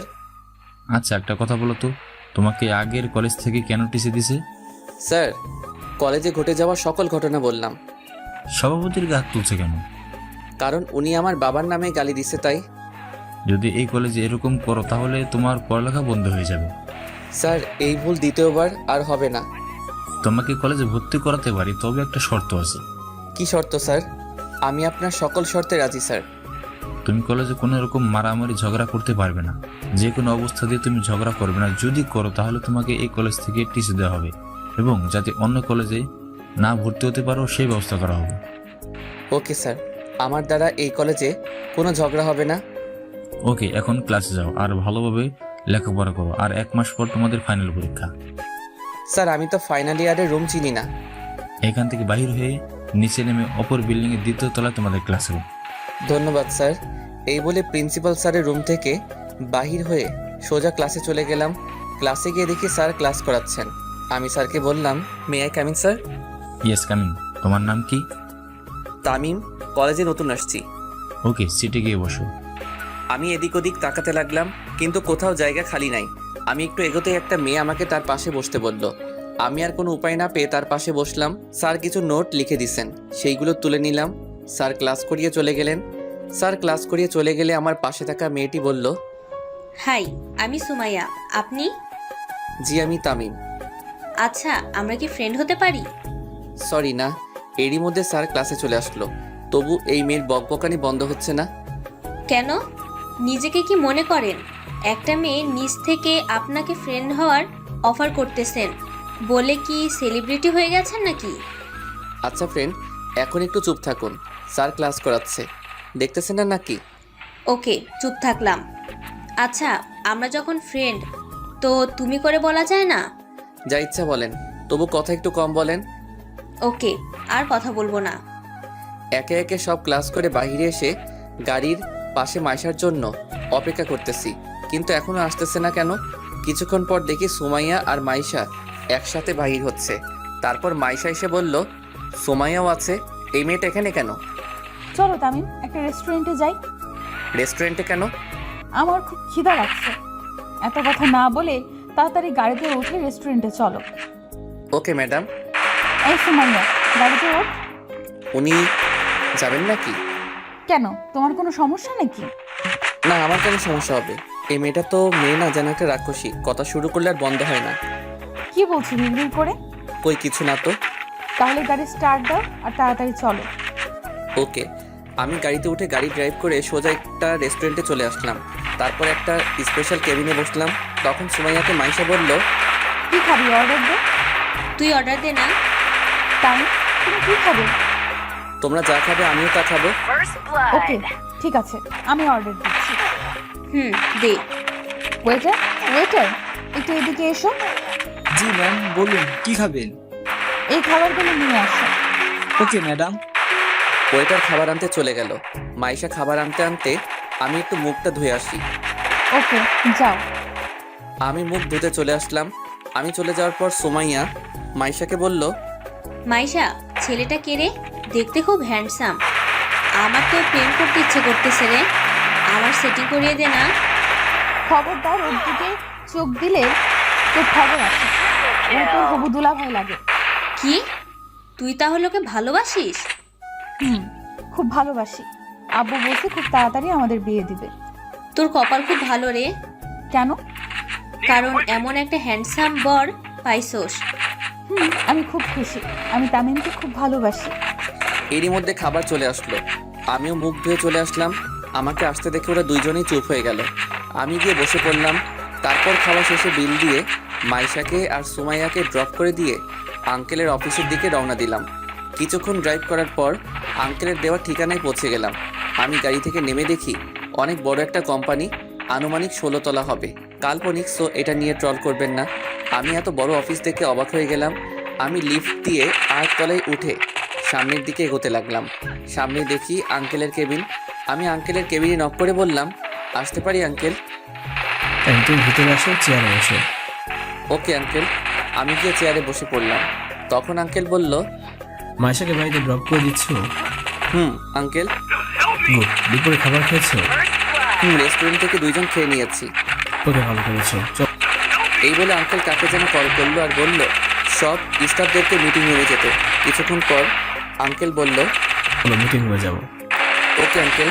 তারপর আঙ্কেল আমাকে একটা রুমের সামনে আনলো আর দরজা খুলে ভিতরে ঢুকে দেখলাম অনেক বড় একটা রুম, যার মধ্যে অফিসের সব এমপ্লয়ি উপস্থিত রয়েছে। এমপ্লয়ি প্রায় 750 জন হবে। আঙ্কেল আমাকে নিয়ে গিয়ে আঙ্কেলের পাশে একটা চেয়ারে নিয়ে গিয়ে বসালো। আঙ্কেল বলল, এমপ্লয়ীদের উদ্দেশ্যে বলল, আজ আপনাদেরকে একটা বিশেষ কথা বলার জন্য এই মিটিং এর আয়োজন করা হয়েছে। কি স্যার? আমার তো অনেক বয়স হয়েছে, তাই আমি আমার এই কোম্পানির দায়িত্ব অন্য কারোর উপর দিব, আর যাকে দেবো সে হচ্ছে। আঙ্কেলের কথা শুনে তো আমি অবাক। আঙ্কেল, এটা কি বললেন? আজ থেকে এই কোম্পানির নতুন সিও হবে তামিম। আমি শুনে তো অবাক। আঙ্কেল, এটা কি বললেন? এই ছেলেটা আমার মেয়ের হবু বর। আঙ্কেল, আপনি ভেবে বলছেন তো? আর আমি এই কোম্পানির দায়িত্ব নিতে পারবো না। আমি ভেবে বলেছি আজ থেকে এই কোম্পানি তোমার। আঙ্কেল, একটু বাইরে আসবেন? কিছু কথা আছে। এখানে বলতেছি না কারণ এখানে কোম্পানির সব স্টাফরা আছে। চলো, এক্সকিউজ মি, আমি একটু পর আসছি। আঙ্কেল আর আমি বাইরে চলে এলাম। আঙ্কেল বললেন, এইবার বল কি কথা। আঙ্কেল আপনি এসব কি বলতেছেন? কনফারেন্স রুমে আপনার মাথা কি ঠিক আছে? আমার মাথা একদম ঠিক আছে। তাহলে এইসব কি? এই কোম্পানির দায়িত্ব আমি কিভাবে নিব? আমি তো একটা সাধারণ পরিবারের ছেলে। আর সবচেয়ে বড় কথা হলো আমাকে আপনি ভালো করে চিনেনই না, তারপরও আমাকে আপনার কোম্পানির দায়িত্ব দিয়ে দিচ্ছেন। আমি কোনো কথা শুনতে চাই না। তুমি আজ থেকে কোম্পানি নিবে মানে নিবে। সরি আঙ্কেল, আমি আপনার কথা রাখতে পারলাম না। আজ যদি তোমার বাবা হতাম তাহলে কি আমাকে এভাবে ফিরে দিতে? ফিরিয়ে দিতাম। কিন্তু কেন? কারণ আমার এখনো পড়ালেখা কমপ্লিট হয়নি আর আমি আমার নিজের পায়ে দাঁড়াতে চাই। আচ্ছা, লেখাপড়া শেষ হলে তাহলে তোমাকে কোম্পানির দায়িত্ব অবশ্যই নিতে হবে। এখন আপাতত ওদের সামনে বললো না কোম্পানির দায়িত্ব নিচ্ছ না। Okay uncle. আরেকটা কথা আঙ্কেল। আবার কি কথা? তাড়াতাড়ি বলো। মাইশার সাথে আমার বিয়ে মানে বুঝলাম না। মাইশা তোমাকে খুব পছন্দ করে, তাই আমি ওকে কথা দিয়েছি মাইশার সাথে তোমার বিয়ে দেব। আচ্ছা, আপনার যা ভালো মনে করেন তাই করেন। চলেন, ওনারা আমাদের জন্য অপেক্ষা করতেছে। চলো। দুইজনে আবার কনফারেন্স রুমে চলে আসলাম। আঙ্কেল আবার বললেন, আচ্ছা, আজ থেকে তামিম এই কোম্পানির দায়িত্ব নেবে, আর যতদিন পড়াশোনা শেষ হবে না ততদিন পর্যন্ত আমিই থাকবো। আর আপনাদের একটা সুখবর দেওয়া আছে, আগামী 26 তারিখে তামিম আর মাইশার এঙ্গেজমেন্ট। তো সবাইকে অগ্রিম দাওয়াত দিলাম। পার্থ, তুমি তামিমকে অফিসে সব কিছু বুঝিয়ে দাও, বাকিরা সবাই নিজ নিজ কাজ করেন। তারপর পার্থ সাহেব একে একে সব আমাকে বুঝিয়ে দিলেন, কিন্তু আমি একটু কম এডুকেটেড হওয়ায় সব কিছু বুঝতে পারিনি, তবে কিছু কিছু বুঝতে পারছি। এরপর আমি সব কিছু বুঝে নিয়ে আঙ্কেলের কেবিনে গিয়ে আঙ্কেলকে বললাম, আঙ্কেল আমার কি আর কোনো কাজ আছে? না, কেন? তোমার কি কোনো কাজ আছে? আসলে আঙ্কেল কয়েকদিন পরে আমাদের পরীক্ষা, তাই আমার প্রস্তুতি নেওয়া দরকার। যাওয়ার ভালোভাবে পড়িও। Okay uncle. এই বলে আমি অফিস থেকে বাহির হয়ে সোজা গাড়ি নিয়ে বাড়িতে চলে আসলাম। বাড়িতে এসে গাড়ি পার্ক করে সোজা রুমে চলে গেলাম। আর রুমে গিয়ে দেখি মাইশা আমার খাটে ঘুমিয়ে আছে। ঘুমন্ত অবস্থায় ওকে একদম পরীর মতো লাগতেছে। মন চাচ্ছে গিয়ে একটা কিস দিয়ে আসি, কিন্তু মনকে সান্ত্বনা দেওয়ার জন্য বলতেছি, না তামিম, তোর জন্য এত শান্তি নাই রে, তাই তুই মাইশা থেকে দূরে থাক, এতেই তোর ভালো হবে। আমি আর কিছু না ভেবেই সোজা ফ্রেশ হতে গেলাম। ফ্রেশ হয়ে বাহির হয়ে দেখি মাইশা বসে আছে। আমাকে ওয়াশরুম থেকে বাহির হতে দেখে মাইশা বলল, তুমি কখন আসছো? এইমাত্র আসলাম। কিন্তু তুমি আমার রুমে কি করছো? রুম গোছানোর জন্য আসছিলাম, কিন্তু হঠাৎ করে ঘুম চলে আসে, তাই ঘুমিয়ে পড়ি। সরি তামিম। It's okay. আর যেন আমার রুমে ঘুমিয়ে যেতে না দেখি। আমার বাড়িতে থাকো আর আমাকে তোমার রুমে ঘুমাইতে না বলছো?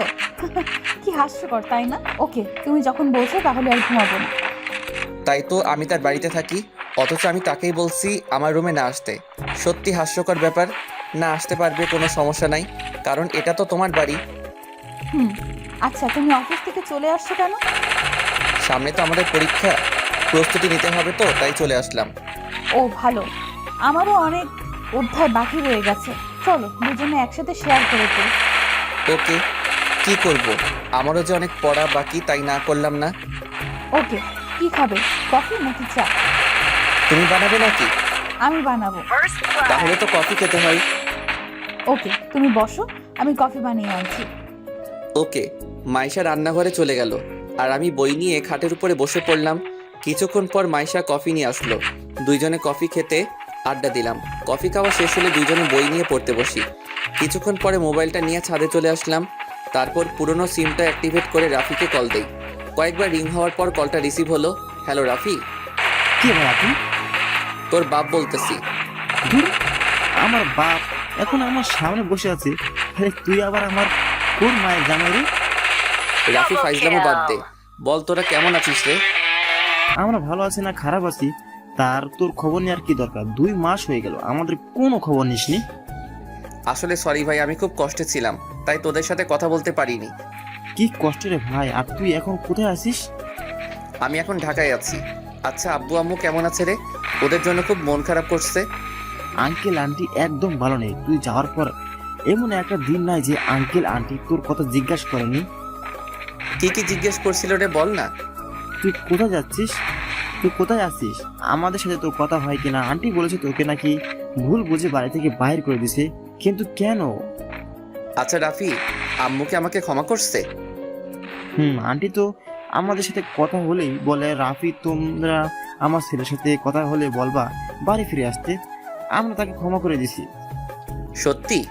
কিন্তু কিসের জন্য এই ক্ষমা? আমি তো কিছু বুঝি নাই, আমাকে একটু বলবি? পরে বলবো। আর আমি কালই চট্টগ্রাম চলে আসবো, কারণ আমার আম্মু আব্বু যখন ক্ষমা করে দিছে তাহলে আমি চলে আসবো বাড়িতে।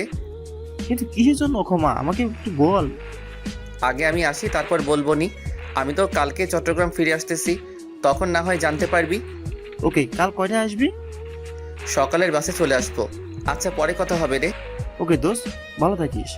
রাফির সাথে কথা বলে কলটা কেটে দিয়ে পিছনে ফিরে তাকিয়ে দেখি তো আমি অবাক, ও এখানে কখন আসলো? তামিম, তুমি এতক্ষণ কার সাথে কথা বলছিলে? আমার বন্ধুর সাথে। কিন্তু তুমি তো বলেছিলে তোমার বাবা মা নেই, তাহলে আব্বু আম্মু ক্ষমা এইসব কি? কিছুই বুঝতেছি না।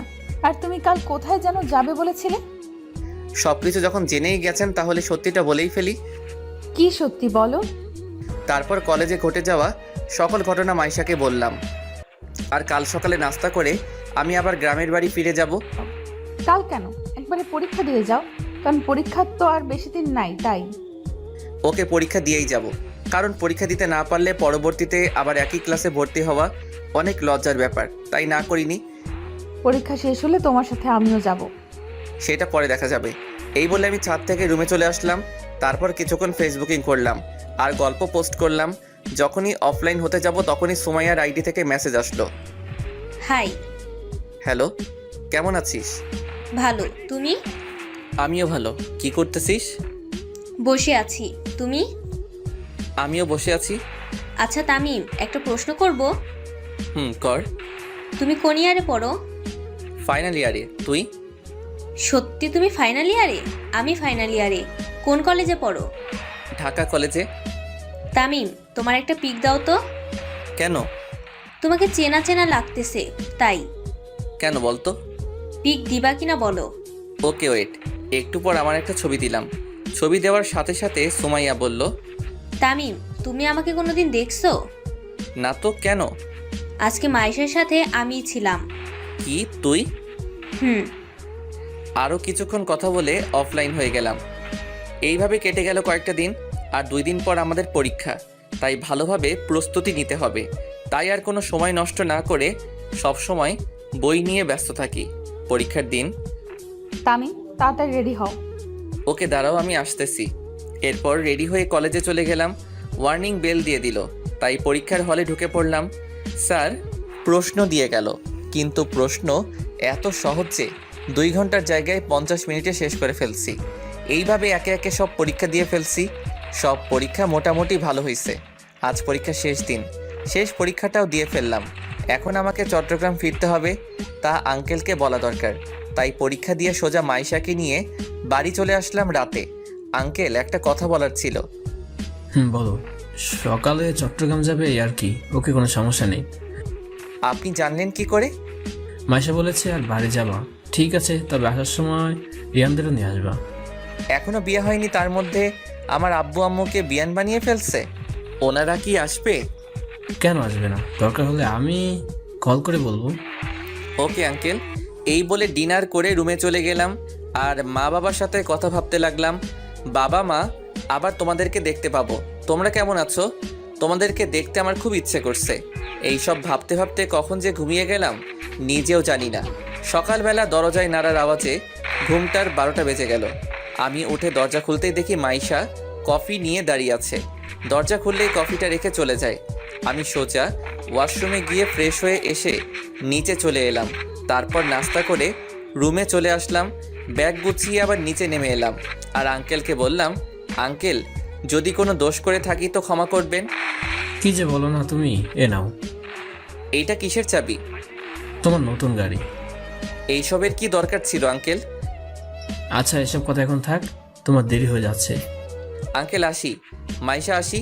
যদি বেঁচে থাকি তো তাহলে আবার আসবো আঙ্কেল। এই বলে গাড়ি নিয়ে গেট দিয়ে বের হয়ে যখনই মেইন রোডে উঠতে যাব ঠিক তখনই ট্রাকের সাথে আমার গাড়ির অ্যাক্সিডেন্ট হয়ে যায়। কি ভাবছেন গল্প শেষ হয়ে গেল? তাহলে ভুল ভাবছেন, কারণ গল্পের সিজন 2 আসতে চলেছে। সো সবাই সিজন 2 এর জন্য অপেক্ষা করুন আর আমাদের চ্যানেলটি সাবস্ক্রাইব করে রাখুন। ধন্যবাদ। আমি গাড়ি থেকে ছিটকে দূরে পড়ে যাই আর একটা পিলারের সাথে বাড়ি খাই। তারপর আর কিছু মনে নেই। আফটার 5 মান্থস, 5 মাস পর ডক্টর তামিম এখন কেমন আছে? উনি এখন অনেকটাই বিপদমুক্ত। তামিম এতদিন কোথায় ছিলেন? আজ হঠাৎ তার সেন্স ফিরে আসে, তাই ওনাকে ঘুমের ওষুধ দিয়ে হালকা ট্রিটমেন্ট করি। এই বলে মাইশা তামিমকে দেখতে তামিমের কেবিনে যায়। মাইশা দেখে তামিম শুয়ে আছে। মাইশা ডাক্তারকে বলল, ডক্টর তামিমের কখন জ্ঞান ফিরবে? 1 ঘন্টা পরে তামিমের জ্ঞান ফিরবে, তার চেয়ে বেশিও লাগতে পারে। কিন্তু তামিমের জ্ঞান ফেরার পর ওনাকে কোনো প্রশ্ন করবেন না, কারণ এতে পেশেন্টের ক্ষতি হতে পারে। ওকে ডাক্তার। আপনি তাহলে এখানে বসেন। ডাক্তার চলে গেল আর মাইশা তামিমের মাথায় হাত বুলিয়ে দিচ্ছে আর তামিমের দিকে তাকিয়ে আছে আর বলতেছে, তামিম তুমি কি জানো না আমি তোমাকে কতটা ভালোবাসি? জানো তোমার যদি কিছু হয়ে যায় তাহলে আমি কি নিয়ে বাঁচবো? তামিম তোমাকে যে খুব বেশি ভালোবেসে ফেলেছি, তোমাকে ছাড়া যে আমি এক মুহূর্তও থাকতে পারি না। এইভাবে কিছুক্ষণ থাকার পর মাইশার চোখে ঘুম আসছে। তাই মাইশা ঘড়ির দিকে তাকিয়ে দেখে বিকেল 3টা বাজে। মাইশা তামিমের হাতের উপর মাথা দিয়ে শুয়ে পড়ে। হঠাৎ কারো হাত নড়াচড়ার কারণে মাইশার ঘুম ভেঙে যায়। মাইশা চোখ খুলে দেখে তামিমের হুঁশ ফিরেছে আর তামিম বলতেছে, আমি এখন কোথায়? আমাকে তুমি বলে কেন ডাকতেছেন? তোমার নাম তামিম, তাই তোমাকে তামিম বলে ডাকতেছি। আমাকে তামিম বলে কেন ডাকতেছেন? আমার নাম তামিম, কিন্তু আপনাকে তো আমি চিনি না। আপনি কে আর আমি বা কে? মাইশা তামিমের এই ব্যবহার মেনে নিতে না পেরে ডাক্তারকে ডাক দিল। ডাক্তার ডাক্তার ডাক্তার তামিমের কেবিনে ছুটে আসে। কি হয়েছে ম্যাম? তামিম আমাকে চিনতে পারছে না কেন? নিশ্চয়। কি হলো ডাক্তার, কিছু বলছেন না কেন? যেটা ভেবেছিলাম সেটাই হয়েছে। কি ডক্টর, তামিমের কি হয়েছে? আসলে মাথায় খুব আঘাত লাগায় ওনার স্মৃতি হারিয়ে গেছে। ডাক্তারের কথা শুনে ইতি চমকে যায়। আসলে ওই দিন যখন অ্যাক্সিডেন্ট করি তখন ট্রাকের ধাক্কায় আমি গাড়ি থেকে বাহিরে পড়ে একটা পিলারের সাথে আমার মাথায় আঘাত লাগে। এরপর অ্যাক্সিডেন্টের কিছু সময় পর যখন মাইশা তাদের বাড়ির বাগানে যেতে লাগলো তখন দেখতে পেল তাদের বাড়ির সামনে কিছু লোক জড়ো হয়ে আছে। তাই মাইশা ওইখানে গিয়ে দেখে তামিমের অ্যাক্সিডেন্ট হয়েছে। আমার অ্যাক্সিডেন্ট হয়েছে দেখে মাইশা তার আব্বুকে তাড়াতাড়ি ডাকতে চায়। আঙ্কেল মাইশাকে হাঁপাতে দেখে বলল, কিরে মা, তুই এভাবে হাঁপাচ্ছিস কেন? বাবা তামিমের অ্যাক্সিডেন্ট হয়েছে। কি বলছিস? চল চলুন 5 মাস আগে হয়ে যাওয়া ঘটনা শুনে আসি। এই বলে আঙ্কেল আর মাইশা অ্যাক্সিডেন্ট প্লেস চলে আসে আর তামিমকে গাড়িতে তুলে হসপিটালে নিয়ে যায়। কিন্তু ডাক্তাররা তামিমকে ওটিতে নেওয়ার 1 ঘন্টা পর তামিমের ট্রিটমেন্ট করে যখন কিছু হচ্ছে না দেখে ডাক্তাররা জবাব দিল, সরি মিস্টার রফিক, ওনাকে ইমিডিয়েটলি সিঙ্গাপুর হসপিটালে নিয়ে যেতে না পারলে তামিমকে বাঁচানো সম্ভব না। কিন্তু এত তাড়াতাড়ি ফ্লাইট কোথায় পাবো? আমরা জানি না, আপনাকে দ্রুত পেশেন্টকে সিঙ্গাপুর নিয়ে যেতে হবে। ওকে ডাক্তার, তাহলে আমি টাইমকে একটা অ্যাম্বুলেন্সে শিফট করে দেন আর এখন টাইমকে সিঙ্গাপুরে নিয়ে চলে যাব। কিন্তু এত তাড়াতাড়ি কিভাবে যাব? ফ্লাইট রেডি হতে হতে তো 1 দিন লাগবে। আমাদের প্রাইভেট প্লেন করে চলে যাব। ওকে আব্বু। ডাক্তার টাইম অ্যাম্বুলেন্সকে শিফট করে দেন। ওকে। কিছুক্ষণ পর তামিমকে অ্যাম্বুলেন্সে শিফট করা হলো। তারপর অ্যাম্বুলেন্স নিয়ে এয়ারপোর্টের দিকে রওনা দিল আর মাইশা তামিমের হাত ধরে কাঁদতে কাঁদতে বলল, তামিম তুমি এইভাবে আমার সাথে কথা না বলে থাকতে পারবে না। তামিম কথা বলো প্লিজ, তামিম কথা বলো। তামিম তোমার এই অবহেলা যে আমি সহ্য করতে পারি না। মাইশার এই অবস্থা দেখে আঙ্কেল বললেন, কাঁদিস না, দেখ সব ঠিক হয়ে যাবে। নিজের মেয়ের অবস্থা দেখে বাবার সান্ত্বনা দেওয়া ছাড়া আর কি করার আছে, তাই সান্ত্বনা দিচ্ছেন। আর কী বা করবেন। দেখতে দেখতে অ্যাম্বুলেন্স এয়ারপোর্টে পৌঁছে গেল।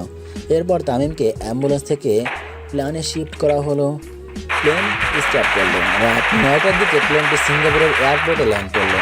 এরপর তামিমকে নিয়ে হাসপাতালে ভর্তি করায়। তামিমকে ওটিতে নেওয়া হয়। কিছুক্ষণ পর ডাক্তার বেরিয়ে আসলো। ডাক্তারকে বেরিয়ে আসতে দেখে আঙ্কেল আর মাইশা ডাক্তারের কাছে গিয়ে ডাক্তারকে বলে, ডক্টর তামিমের কি অবস্থা? ডাক্তার নিশ্চুপ। কি হলো, চুপ কেন ডাক্তার? আমরা অপারেশন সাকসেসফুল করেছি, কিন্তু কি ডাক্তার? আপনাদের পেশেন্টের কোমায় চলে গেছে। তামিমের কি জ্ঞান ফিরবে না কখনো? ফিরবে, কিন্তু কবে ফিরবে তামিমের জ্ঞান? আমরা ঠিক বলতে পারবো না, তবে হয়তো একদিন ফিরতেও পারে, আবার 1 মাসও ফিরতে পারে, আবার তার থেকে বেশিও লাগতে পারে। কি, আমরা কি তামিমকে দেখতে পারবো না? এখন তো দেখা যাবে না। মাইশা ডাক্তারের কথা না শুনে তামিমকে দেখতে ওটির দিকে যায় আর দরজার ওপাশ থেকে দেখে আর কান্না করতে থাকে। এইবার বাস্তবে ফিরে আসি। আমরা কি তামিমকে দেখতে পারবো না? এখন তো দেখা যাবে না। মাইশা ডাক্তারের কথা না শুনে তামিমকে দেখতে ওটির দিকে যায় আর দরজার ওপাশ থেকে দেখে আর কান্না করতে থাকে। এইবার বাস্তবে ফিরে আসি। ডাক্তার, তামিমের কি কখনো স্মৃতি ফিরে আসবে না? ফিরে আসবে, কিন্তু সময় লাগবে। কয়দিন লাগবে ডক্টর? হয়তো 1 মাস বা তার চেয়ে বেশি সময় লাগতে পারে। আমরা কি তামিমকে বাড়িতে নিয়ে যেতে পারি? না, কারণ উনি এখনো পুরোপুরি সুস্থ না। ওকে, কিন্তু কবে বাড়িতে নিয়ে যেতে পারবো? 2-1 দিন পর নিয়ে যেতে পারবেন, যদি সর্বোচ্চ নিরাপত্তা দিতে পারেন। ওকে ডক্টর। এতক্ষণ পর্যন্ত আমি ডাক্তার আর এই মেয়ের কথা শুনতেছি, কিন্তু আমি কে, কী বা আমার পরিচয়? এই মেয়েটা আমার নাম তামিম কেন বলতেছে? তাহলে কি আমার নাম তামিম? কিন্তু এই মেয়েটি বা কে? না, আমি আর এসব ভাবতে পারছি না। মাথাটা কেমন জানি ব্যথা করতেছে। আস্তে আস্তে আমার চোখ বন্ধ হয়ে আছে, তারপর আবার ঘুমিয়ে পড়লাম। ডাক্তারের সাথে কথা বলে আঙ্কেলকে কল দেই, কিন্তু প্রথমবারে কল ধরেনি, দ্বিতীয়বারে কল ধরলো। তখন মাইশা বলল, আব্বু, তুমি কোথায়? তোর জন্য খাবার আনতে হোটেলে আসছি। ওকে, আসতেছি। এই বলে আঙ্কেল কিছু খাবার নিয়ে হাসপাতালে চলে আসে আর মাইশার কাছে গিয়ে বলে, কি হয়েছে? মাইশার বাবা বলে কান্না করে দিল। কি হলো, কাঁদছিস কেন? তামিমের কেবিনে চলো। চল আগে খাবারগুলো খেয়ে নে। খাবো না আমি। এরকম করে না, দেখ তুই কিছু না খাস তাহলে তুই তো রোগা হয়ে যাবি, তখন তামিমকে কে দেখবে? এরপর মাইশা নাস্তাগুলো খেয়ে নেয়। নাস্তা খেয়ে আঙ্কেল আর মাইশা আমার কেবিনে আসে। কেবিনের দরজা বন্ধ হওয়ার শব্দে ঘুমটা ভেঙে যায়। আমি চোখ খুলে দেখি একটা মেয়ে আর একটা লোক, মাইশা আর আঙ্কেল। যেহেতু আমার স্মৃতি হারিয়ে গেছে, তাই আমি মাইশা আর আঙ্কেলের ক্যারেক্টারটা লোকটি আর মেয়েটি করলাম। আমার কেবিনে আসছে, আমি ওদেরকে দেখে বললাম, আপনারা কারা? আমার কথা শুনে আঙ্কেল চমকে যায় আর মেয়েটিকে ইশারায় বলে, আমি কি বলছে এগুলো? তারপর মেয়েটি মানে মাইশা যা বলল তা শুনে আঙ্কেল চমকে যায়। আমার কথা শুনে আঙ্কেল চমকে যায় আর মাইশাকে ইশারায় বলে, আমি কি বলছি এগুলো? তারপর মাইশা যা বলল তা শুনে আমি আর আঙ্কেল চমকে যাই, কারণ মাইশা বলল যে, বাবা, তামিম স্মৃতি হারিয়ে ফেলেছে। কি বলছিস এসব? বাবা, তামিমের স্মৃতি হারিয়ে ফেলেছে। আচ্ছা, আপনারা কি আমাকে চিনেন? হ্যাঁ, চিনি তো। আমি কে? আমার নাম কি বলুন না প্লিজ। তুমি আমার তামিম, আর আমি তোমার হবু বউ মাইশা, আর ইনি হলেন আমার বাবা রফিক চৌধুরী। আমার না খুব মাথায় খুব ব্যথা করছে। আপনারা যদি বাইরে যেতেন তাহলে আমি ঘুমিয়ে যেতে পারবো। কেন নই, তুমি ঘুমিয়ে যাও, আমরা বাইরে আছি। এই বলে মাইশা আর আঙ্কেল বাহিরে চলে গেলেন আর আমি শুয়ে পড়লাম। মাইশা আর আঙ্কেল বাহির হয়ে সোজা একটা টুলে বসে পড়লেন আর মাইশাকে বললেন, তামিম কি কখনো স্মৃতি ফিরে আসবে না? ডক্টর তো বলেছিল আবার স্মৃতি ফিরে আসবে। কিন্তু কবে ফিরে আসবে? 2-1 মাসের মধ্যে আবার স্মৃতি ফিরে আসবে। তাই জন্য সকালবেলা বুকের মধ্যে ভারী কিছু অনুভব করতেছি। আমি চোখ খুলে দেখি মাইশা আমার বুকে মাথা দিয়ে শুয়ে আছে। আমি মাথাটা নাড়াতেই মাইশা জেগে উঠল আর আমাকে বলল, এখন কেমন লাগছে তোমার? অনেকটাই ভালো। আমি ফ্রেশ হব। তারপর ইতি আমাকে ফ্রেশ করিয়ে আবার কেবিনে নিয়ে আসলো। এরপর ইতি বাহিরে গিয়ে কিছু নাস্তা নিয়ে আসলো আর আমাকে খাইয়ে দিল, আর নাস্তা খাইয়ে আবার ওষুধও খাইয়ে দিল। এভাবে কেটে গেল 2টা দিন। এখন আমি অনেকটাই সুস্থ, হাঁটতে পারি পুরোপুরি, কিন্তু এখনও আমার স্মৃতি ফিরে আসেনি। আমি সুস্থ দেখে মাইশা আঙ্কেলকে বলল, বাবা, তামিম এখন অনেকটাই সুস্থ।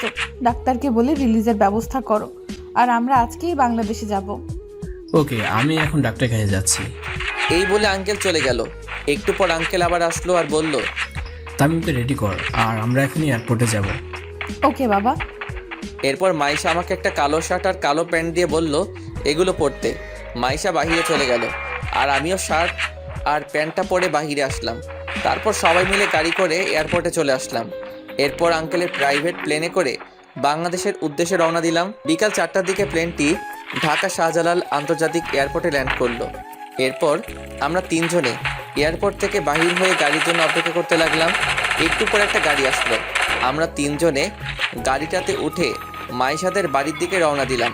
কিছুক্ষণ ড্রাইভ করার পর আমরা আঙ্কেলের বাড়িতে পৌঁছে গেলাম। আমি গাড়ি থেকে নামতেই দেখি একটা বড় দালান আর তার চারপাশে ফুলের বাগান, খুব সুন্দর করে সাজানো। এরপর আমরা ভিতরে ঢুকে দেখি বাড়িটা খুব সুন্দর করে সাজানো।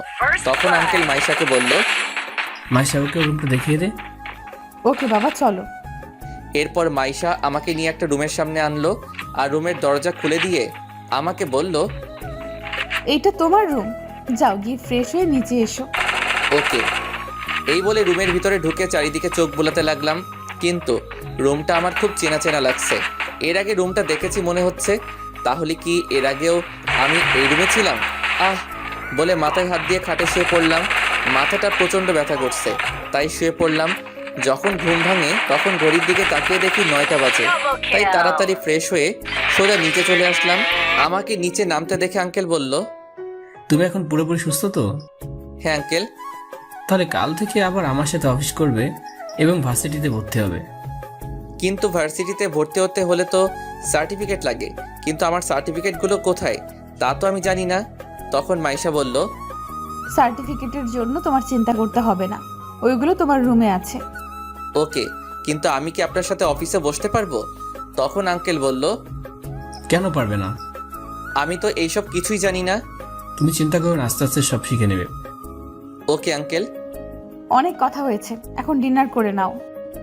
ডিনার করে নাও। ওকে। এরপর ডিনার করে রুমে চলে এলাম। রুমে এসে ওষুধ খেয়ে বেলকনিতে দাঁড়িয়ে ভাবতে লাগলাম, কে এরা, কে এই মাইশা? আমি কি তাদেরকে চিনতাম? কিন্তু মাইশা তো বলল আমি তাকে ভালোবাসি। এটা কি সত্যি নাকি মিথ্যা?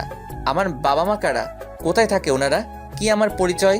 আমার নাম তামিম, এই ছাড়া কি আরও পরিচয় আছে আমার? আবার মাথা ব্যথা শুরু হয়ে গেল, তাই শুয়ে পড়লাম। কিন্তু এই আমি কাকে দেখতে পাচ্ছি?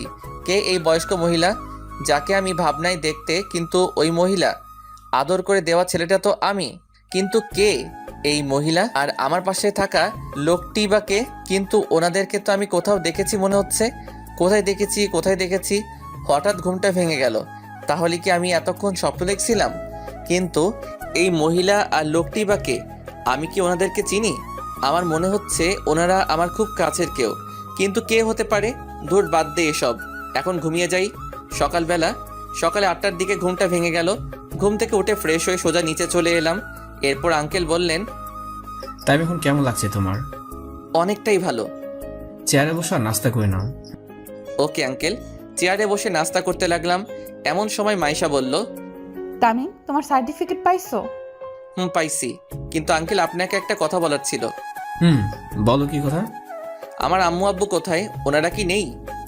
আমি তো জানি না। কেন? কারণ তুমি আমাদেরকে বলোনি তাই। আমি বলিনি মানে বুঝি নাই আঙ্কেল। আঙ্কেল ওই দিন রাতের ঘটনা বলে। ও নাস্তা খাওয়া শেষ করে রেডি হয়ে আসো। কেন? ভার্সিটিতে যেতে হবে আর আমাদের ভর্তি হতে হবে। এমনিতেই অনেক দিন দেরি হয়ে গেছে। ওকে, কিন্তু আপনাকে যেতে হবে না, আমি একাই ভর্তি হতে পারবো। আমি অন্য ভার্সিটিতে ভর্তি হব। কেন? আমার সাথে গেলে সমস্যা কি? কোনো সমস্যা নাই। তাহলে আমার সাথে পড়তে অসুবিধা কোথায়? আমার অন্য ভার্সিটিতে পড়তে চাই, তাই আপনার সাথে আপনার ভার্সিটিতে পড়তে চাই না। কিন্তু তখন আঙ্কেল বলল, আচ্ছা মা, বাদ দে তো, তামিম যখন চাইবে তখন ওকে ওর মতো চলতে দে। কিন্তু বাবা। কোনো চিন্তা নয়, তামিম যাও গিয়ে রেডি হয়ে এসো। এই বলে আমি রুমে এসে একটা নর্মাল শার্ট আর প্যান্ট পরে নিচে এলাম। আমাকে এসব কাপড় পরতে দেখে আঙ্কেল বললেন, এগুলো তুমি কি পরেছো? কেন, শার্ট আর প্যান্ট পরছি। দামি দামি শার্ট থাকতে এই খ্যাতমার্কা শার্ট পরছো কেন? আমাকে এগুলো তো ভালোই লাগছে, আপনি আর না করবেন না। ওকে, সব কাগজপত্র নিয়েছো? নিছি। এই নাও কার্ড, আর পাসওয়ার্ড হলো। এটা কিসের কার্ড? এই ক্রেডিট কার্ড, তোমার যখন যা ইচ্ছে খরচ করতে পারো।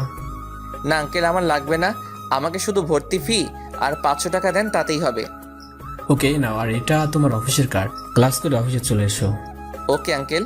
এই বলে আমি যখনই বাহির হতে যাব তখনই মাইশা বলল, গাড়ি নিয়ে যাবে না? না, আমি রিক্সা নিয়ে যাব। ওকে। এ কি, তামিমের স্বভাব এইভাবে পাল্টে গেল কেন? ও তো আগে এইরকম খ্যাত হয়ে চলতো না। তাহলে কি স্মৃতিশক্তি যাওয়ার সাথে তামিমের নিজস্ব পার্সোনালিটি চেঞ্জ হয়ে গেছে। আমাকে যেইভাবেই হোক তামিমের স্মৃতি আবার ফিরিয়ে আনতে হবেই। এই বলে বাসা থেকে বাহির হয়ে রিক্সার জন্য অপেক্ষা করতে লাগলাম। অনেকক্ষণ দাঁড়িয়ে থাকার পর একটা রিক্সা পেলাম। এরপর রিক্সা নিয়ে ভার্সিটির দিকে রওনা দিলাম। কিছুক্ষণ পর ভার্সিটি পৌঁছে গেলাম। রিক্সা ভাড়া দিয়ে ভার্সিটিতে প্রবেশ করলাম আর চারিদিকে চোখ বোলাতে লাগলাম। চারিদিকে সবাই স্মার্ট আর বড় লোকের ছেলে, শুধু আমি একা খ্যাত হয়ে ভার্সিটিতে ঢুকলাম। এরপর আমি অফিসে গিয়ে ভর্তি হয়ে ক্লাসরুমে এসে বসলাম। একটু পর স্যার আসলো আর আমার পরিচয় জানতে চাইলে পরিচয়টা বললাম। একে একে সব ক্লাস করে ক্লাস থেকে বাহির হয়ে সোজা গেটের দিকে যেতে লাগলাম। এরপর যখনই গেটের বাহিরে পা রাখবো তখনই কে যেন আমাকে তামিম তামিম বলে ডাক দিল।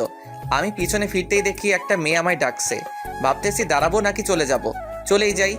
এরপর যখন হাঁটা আবার শুরু করলাম তখন আবার ডাকা শুরু করলো, তাই আমি দাঁড়িয়ে গেলাম। তখন মেয়েটি বলল, তোমাকে কখন থেকে ডাকতেছি, তুমি দাঁড়াচ্ছ না কেন? আপনি আমায় ডাকছিলেন? তো কাকে ডাকবো, এখানে তুমি ছাড়া আর কেউ নেই। এইবার বলেন আমাকে কেন ডেকেছেন? তুমি এতদিন কোথায় ছিলে?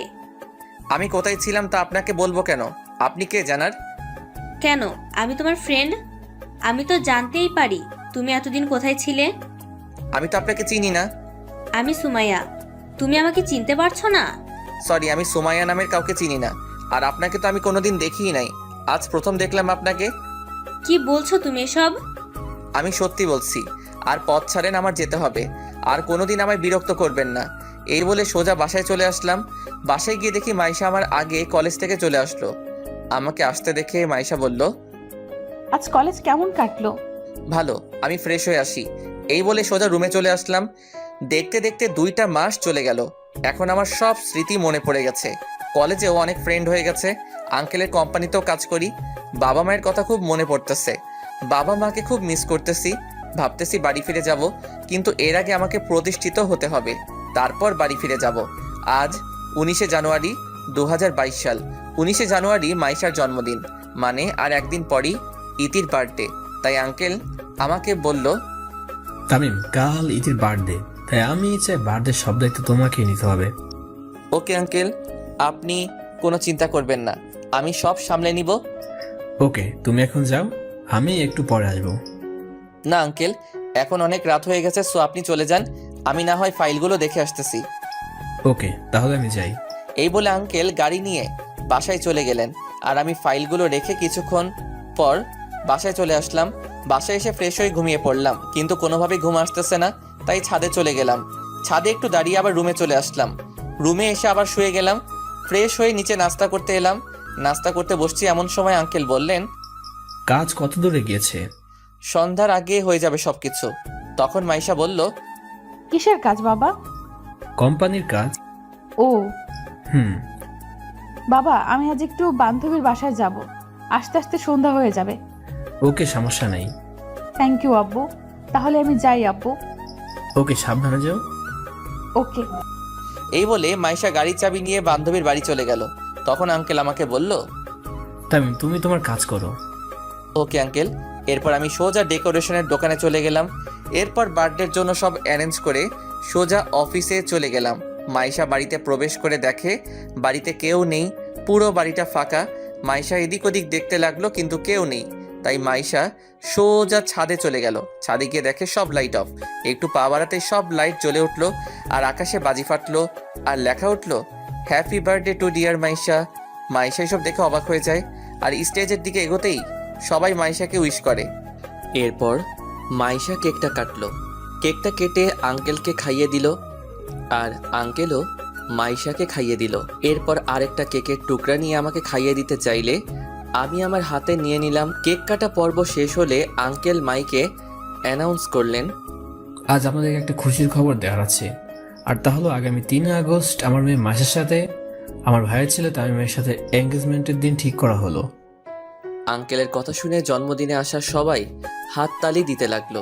কিন্তু আঙ্কেলের এই অ্যানাউন্সটা আমার ভালো না লাগলেও অন্য আরেকজন এই অ্যানাউন্সটা শুনে খুব খুশি হলো।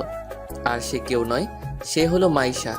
মাইশাকে দেখেই বোঝা যাচ্ছে মাইশা খুব খুশি, কিন্তু আমি মোটেও খুশি না। কারণ বামুন হয়ে চাঁদে হাত দেওয়ার অধিকার আমাদের মতো গরিবের নাই। তাই আমার মাইশাকে বিয়ে করার স্বপ্ন না দেখাই ভালো। আমি আর ওইখান থেকে সোজা নিচে চলে আসলাম, কিন্তু নিচে এসে দেখি যে একটা মেয়ে একটা সোফায় বসে আছে আর কান্না করছে। আমি কাছে গিয়ে দেখি এ আর কেউ নয়, এই সেই মেয়ে যার জন্য আমার বাড়ি ছাড়া হতে হয়েছিল, কলেজ ছাড়া হতে হলো। আর সে হলো অবনী। অবনীকে দেখে আমার প্রচুর রাগ হচ্ছে, কিন্তু ও এখানে কেন? আমি ওকে দেখে ওর কাছে গিয়ে বসলাম। আমাকে দেখে অবনী বলল, তামিম, তুমি এইখানে কেন? আর মাহেশের সাথে তোমার কিসের সম্পর্ক? সরি ম্যাডাম, আমার ব্যক্তিগত ব্যাপার আমি কাউকে বলি না। তামিম, প্লিজ বলো, মাহেশের সাথে তোমার কিসের সম্পর্ক? আগে বলেন তো আপনি এখানে কেন? আমি মাহেশের চাচাতো বোন, এবার বলো প্লিজ। আঙ্কেল মাইকে অ্যানাউন্স করছে তা শুনতে পাননি? আমি মাইশাকে ভালোবাসি আর মাইশাও আমাকে ভালোবাসে, তাই আঙ্কেল আমার সাথে মাইশার বিয়ে ঠিক করেছে। আপনি নিশ্চয়ই শুনেছেন আগামী মাসের 3 তারিখ আমার আর মাইশার এঙ্গেজমেন্ট। তুমি সত্যি বিয়েটা করবে তামিম? তা নয় তো কি, ভালোবাসার মানুষকেই তো বিয়ে করব। কিন্তু অবনীকে আর বলতে না দিয়ে আমি সোজা আমার রুমে চলে আসলাম। রুমে এসে রাফিকে কল দিলাম। কয়েকবার কল হতেই রাফি কল ধরলো। হ্যালো, কে? দোস্ত, আমি তামিম। কেমন আছিস রে দোস্ত? ভালো রে দোস্ত, তুই কেমন আছিস? সবাই কেমন আছে? সবাই ভালো আছে রে, কিন্তু আন্টি আঙ্কেল খুব চিন্তা করে তোর জন্য। তুই ফিরে আয় প্লিজ। সরি রাফি, এটা আর সম্ভব না। কেন সম্ভব না? তুই কি আর ওইখানে আসবি না? আসবো, তবে আগে আমি আমার পড়াশোনা শেষ করব, নিজে প্রতিষ্ঠিত হব, তারপর গ্রামে ফিরে আসব। কিন্তু আন্টি আঙ্কেলের অবস্থা খুব খারাপ। ওকে, আমি কিছু টাকা পাঠাচ্ছি তোর নাম্বারে, তা আম্মুকে দিস আর বলবি তামিম আবার চলে আসবে, তবে একটু ধৈর্য ধরতে বলিস। টাকা আমি দিছি বলবি। ওকে, টাকা কখন দিবি? আমি টাকা দেওয়ার পর তোকে আবার কল দিব। এখন রাখি, বাই। ওকে ভাই, ভালো থাকিস, নিজের খেয়াল রাখিস। এরপর কলটা কেটে দিয়ে ফ্রেশ হয়ে ঘুমিয়ে পড়লাম। সকালবেলা বুকের উপর ভারী কিছু অনুভব করছি। আস্তে আস্তে চোখ খুলে দেখি অবনী আমার বুকের উপর শুয়ে আছে। কিন্তু কিভাবে? আমি তো দরজা লাগিয়ে ঘুমিয়েছিলাম, তাহলে অবনী ঢুকলো কিভাবে? এখন যদি মাইশা দেখতে পাই তাহলে আমার অবস্থা খারাপ করে ফেলবে। কি করি?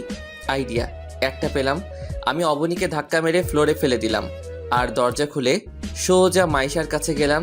তখন আমাকে মাইশা বলল, এত সকালে তুমি আমার রুমে, ব্যাপার কি? কেন, আমার হবু বউয়ের রুমে কি আসতে পারবো না নাকি? নিশ্চয়ই আসতে পারবে, কিন্তু আজ হঠাৎ এত সকালে কোনো কারণ তো আছে। অবনী তোমার হবু বরের রুমে কি করছে? অবনী তোমার রুমে নাকি? আমার রুমে, তাও রাত থেকে মনে হয়। কিন্তু ওর এত বড় সাহস, ও আমার বরের রুমে কি করছে? এই বলে ইতি তার রুম থেকে বের হয়ে সোজা আমার রুমে গিয়ে যা করলো তা আমি কল্পনাও করতে পারলাম না। কারণ মাইশা আমার রুমে গিয়ে অবনীকে আমার রুমে দেখে ঠাস। কি ভাবছেন থাপ্পড়টা অবনীর গায়ে লাগছে? ঠিকই ভাবছেন, কারণ চটটা অবনীর মুখে মাইশাই মারছে আর বলল, তোর সাহস কি করে হয় আমার বরের রুমে আসার? আমার প্রেমিকের রুমে আসতে সাহসের দরকার আছে নাকি? কে তোর প্রেমিক? কেন? তামিমকে আমি ভালোবাসি। কিন্তু আমি তোমাকে ভালোবাসি না অবনী, আর আমি মাইশাকে ভালোবাসি আর মাইশাকে বিয়ে করব। আমার বুকে শুধু মাইশার জায়গা, অন্য কারো জায়গা নাই। তামিম, সত্যি আমি তোমাকে খুব ভালোবাসি। তোকে বলছে তো তামিম তোকে ভালোবাসে না, তবু কেন ওকে বিরক্ত করছিস? যা এখান থেকে। অবনী আর কিছু না বলে কান্না করতে করতে চলে গেল। অবনী চলে যাওয়ার পর মাইশা আমাকে শক্ত করে জড়িয়ে ধরলো, যেন ছেড়ে দিলে কোথায় হারিয়ে যাব। তামিম, তুমি আমাকে এত ভালোবাসো জানতাম না তো। আমি তোমাকে খুব ভালোবাসি আর ভালোবেসে যাব। জানো, আজ আমি খুব খুশি। কেন জানতে পারি ম্যাডাম? এই যে আজ আমার সব আশা পূরণ হলো। কি আশা পূরণ হলো শুনি? তোমাকে আমার নিজের করে পেলাম, তাই। জানো, তোমাকে প্রথম দেখায় ভালো লেগে যায়, কিন্তু তোমাকে ভালোবাসার প্রস্তাব দিলে তুমি যখন আমায় ফিরিয়ে দিয়েছিলে, জানো, তখন আমার মনে হয় আমার মাথার উপর যেন আকাশ ভেঙে পড়েছে। আর তুমি যখন আমাকে তোমার সাথে ফ্রেন্ডশিপের কথা বললে, খুব খুশি হয়েছিলাম। আমাকে ছেড়ে কখনো কোথাও যাবে না তো? যাব না, তোমাকে ছাড়া কখনো ছেড়ে যাব না। সত্যি? আচ্ছা চলো, ব্রেকফাস্ট করবে, চলো। চলো, আমি ফ্রেশ হয়ে আসি। ওকে, তুমি আসো, আমি যাই। এরপর আমি ফ্রেশ হয়ে নিচে নেমে দেখি সবাই বসে আছে আমার জন্য, কিন্তু অবনীকে কোথাও দেখতে পাচ্ছি না। তাহলে কি অবনী চলে গেছে? যাক বাবা, ভালোই হয়েছে, আপদটা বিদায় হয়েছে। এরপর গিয়ে যখনই চেয়ারে বসবো তখন দেখি অবনী রান্নাঘর থেকে বাহির হচ্ছে। ধুর, আর ভালো লাগে না। অবনী এখান থেকে কবে যাবে? নাস্তা করে আঙ্কেলকে বললাম, আঙ্কেল আমি অফিসে যাচ্ছি, আপনি বাসায় বিশ্রাম করুন। ভার্সিটিতে যাবে না? যাব, ভার্সিটি থেকে ক্লাস করে অফিসে যাব। আচ্ছা, তাহলে অবনীকে আর মাইশাকে তোমার ভার্সিটির অ্যাডমিশন করিয়ে দিও তো। এই মেরে ছেড়ে এখন কি হবে? দূর, ভালো লাগে না। যেটার ভয় পেয়েছি সেটাই হলো। তার মানে অবনী এখানেই থাকবে, কিন্তু কেন? ওর বাবার কলেজ থাকতে এখানে কেন পড়তে হবে? নাকি আমাকে ফাঁসানোর প্ল্যান করতেছে? কি ভাবছো তামিম? কই কিছু না তো। আঙ্কেল আমার ভার্সিটিতে কেন? মাইশা যে ভার্সিটিতে পড়ে ওই ভার্সিটিতে তো। ঠিক আছে, আমি ভাবছিলাম সবাই যদি একই ভার্সিটিতে পড়ে তাহলে খুব ভালো হয়। ওকে, আপনার যেটা ভালো মনে হয় ওইটাই করেন। ওকে, তুমি ইতি আর অবনী তোমাদের ভার্সিটিতে অ্যাডমিশনের ব্যবস্থা করে নিও। ওকে আঙ্কেল, আপনারা রেডি হয়ে নিচে আসুন, আমি গাড়িতে অপেক্ষা করতেছি। ওকে। এরপর আমি নিচে নেমে গাড়িতে অপেক্ষা করতেছি। ধুর, ভালো লাগে না। চাইছিলাম অবনীর থেকে দূরে থাকতে, কিন্তু এই তো একেবারে আঙ্কেলের বাড়িতে সেট হয়ে গেছে। কিন্তু কেন? নাকি আমাকে অবনীর প্রেমে ফাঁসানোর জন্য? অবনীর চাল এটা না, আমি কিছুতেই ওর ফাঁদে পা দিব না। এইসব ভাবতেছি, হঠাৎ মাইশা বলল, কি হলো? কখন থেকে গাড়িতে উঠে বসে আছি, কিন্তু তোমার গাড়ি স্টার্ট করার কোনো নামই নাই। কি সব ভাবতেছো? ও তোমরা এসে গেছো? তখন অবনী বলল, আমরা তো অনেক আগেই এসেছি, কিন্তু আপনার তো গাড়ি স্টার্ট করার কোনো নামই নেই। তাহলে যাওয়া যাক। সব কাগজপত্র নিছো তো? নিছি। তারপর গাড়ি স্টার্ট করে সোজা ভার্সিটিতে চলে আসলাম। গাড়িটা পার্ক করে ভার্সিটির অফিসে গিয়ে মাইশা আর অবনীর ভর্তি করিয়ে দিলাম। এরপর তিনজনে ক্লাসে চলে আসলাম। যেহেতু সবাই একই ক্লাসে আর একই বিভাগে পড়ি, তাই তিনজনেই একই ক্লাসে গিয়ে বসলাম। এরপর স্যার এসে ক্লাস করালেন। তারপর একে একে সব ক্লাস করে বাহিরে চলে আসলাম, কিন্তু মহারানীদের আসার নাম নাই। আমি মাঠের একপাশে সিঁড়িতে গিয়ে বসলাম। হঠাৎ একটা মেয়ে এসে বলে, হাই, আমি নীলা। তো আমি কি করব? কিছু করতে হবে না। এই তো গুড। এরপর পিছনে ফিরতেই দেখি মাইশা আর অবনী দাঁড়িয়ে। আমি ওদের চোখের দিকে তাকাতেই দেখি চোখগুলো রাগে লাল হয়ে গেছে। মনে হচ্ছে যেন ওই চোখের ভিতর থেকে আগুন বাহির হবে।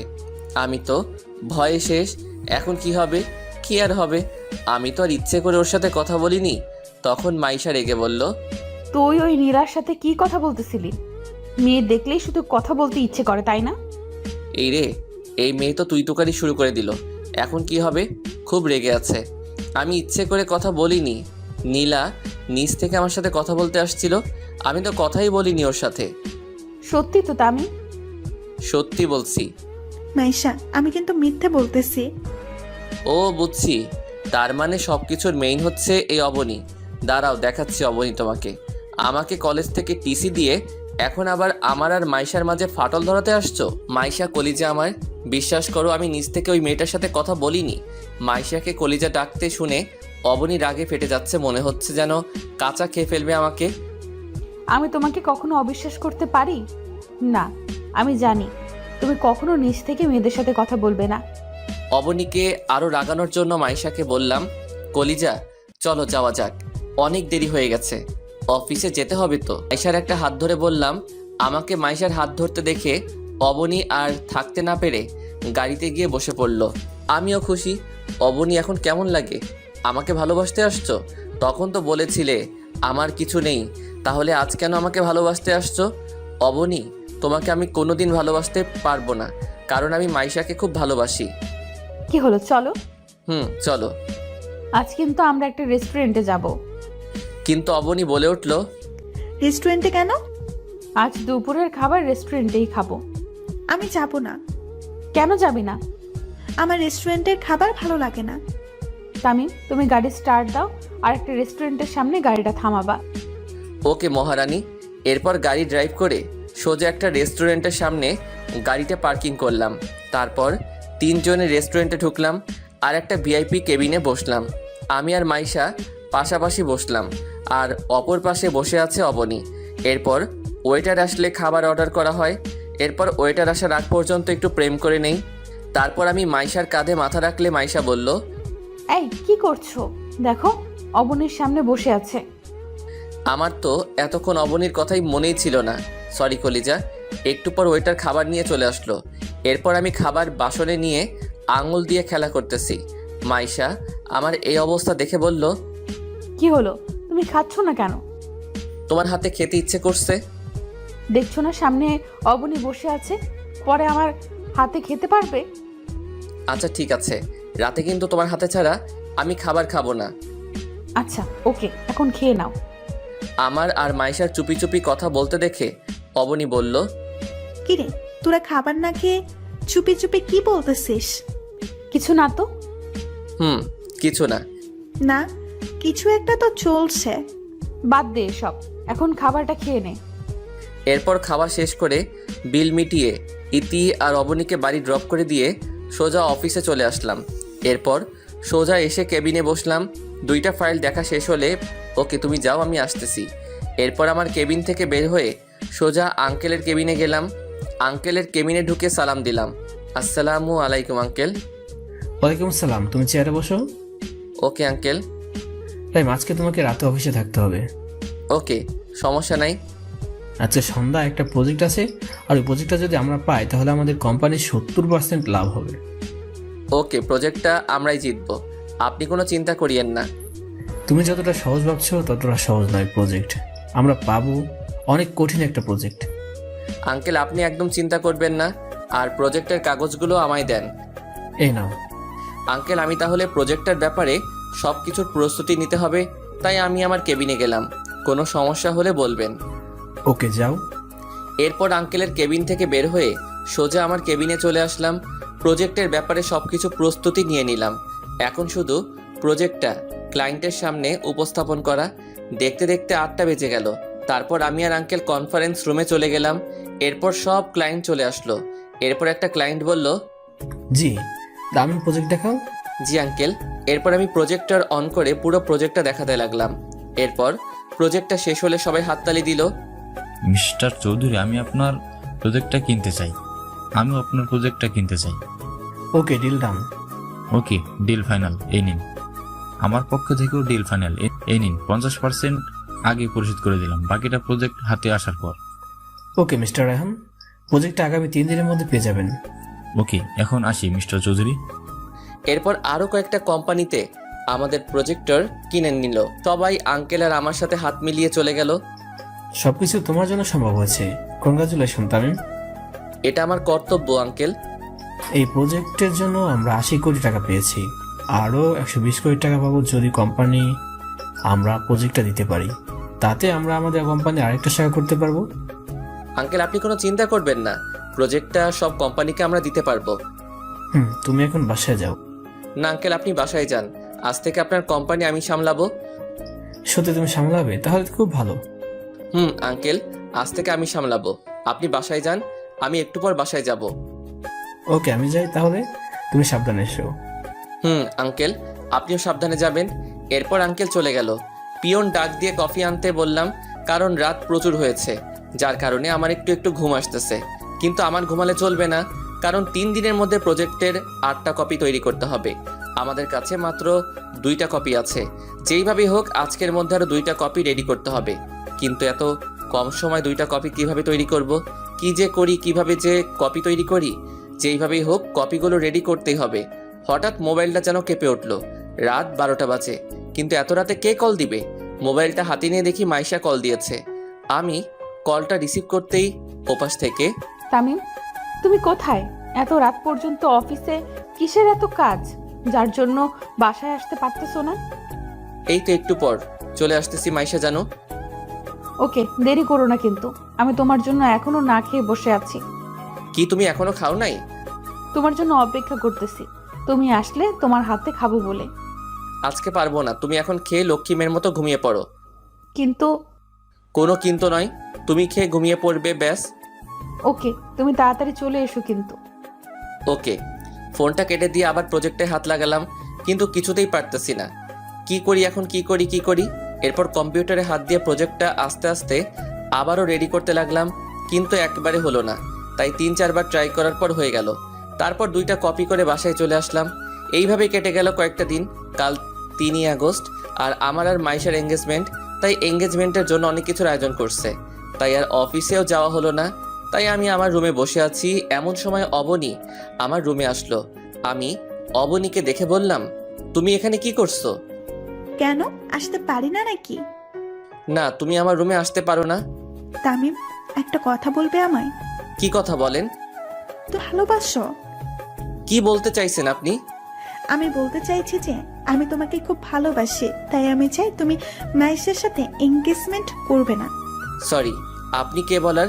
আমি কার সাথে এঙ্গেজমেন্ট করব না করব এটা সম্পূর্ণ আমার ব্যক্তিগত ব্যাপার। সত্যিই তুমি মাইশাকে বিয়ে করবে? অবশ্যই করব, তাতে সন্দেহের কি আছে? ও আচ্ছা, বিরক্তি করছে মনে হয় তোমাকে এসব কথা বলে। তুমি যতই কাঁদো না কেন অবনী, তোমাকে আমি কোনো দিন ভালোবাসিনি, ভালোবাসবো না, কারণ তুমি আমার অনেক ক্ষতি করছো, যার ক্ষতিপূরণ চাইলেও তুমি দিতে পারবে না অবনী। তাই তুমি আমার কাছ থেকে অবহেলা ছাড়ার কিছু আশা করতে পারবে না। আপনি এখন এখান থেকে যাননি? যাচ্ছি। অবনী চলে গেল, আর আমিও ঘুমিয়ে গেলাম। সকালবেলা দরজার টোকার আওয়াজ, ঘুমটা ভেঙে গেল। ধুর, ভালো লাগে না। কোন হারামজাদা আমার কাঁচা ঘুমটা ভাঙলো রে?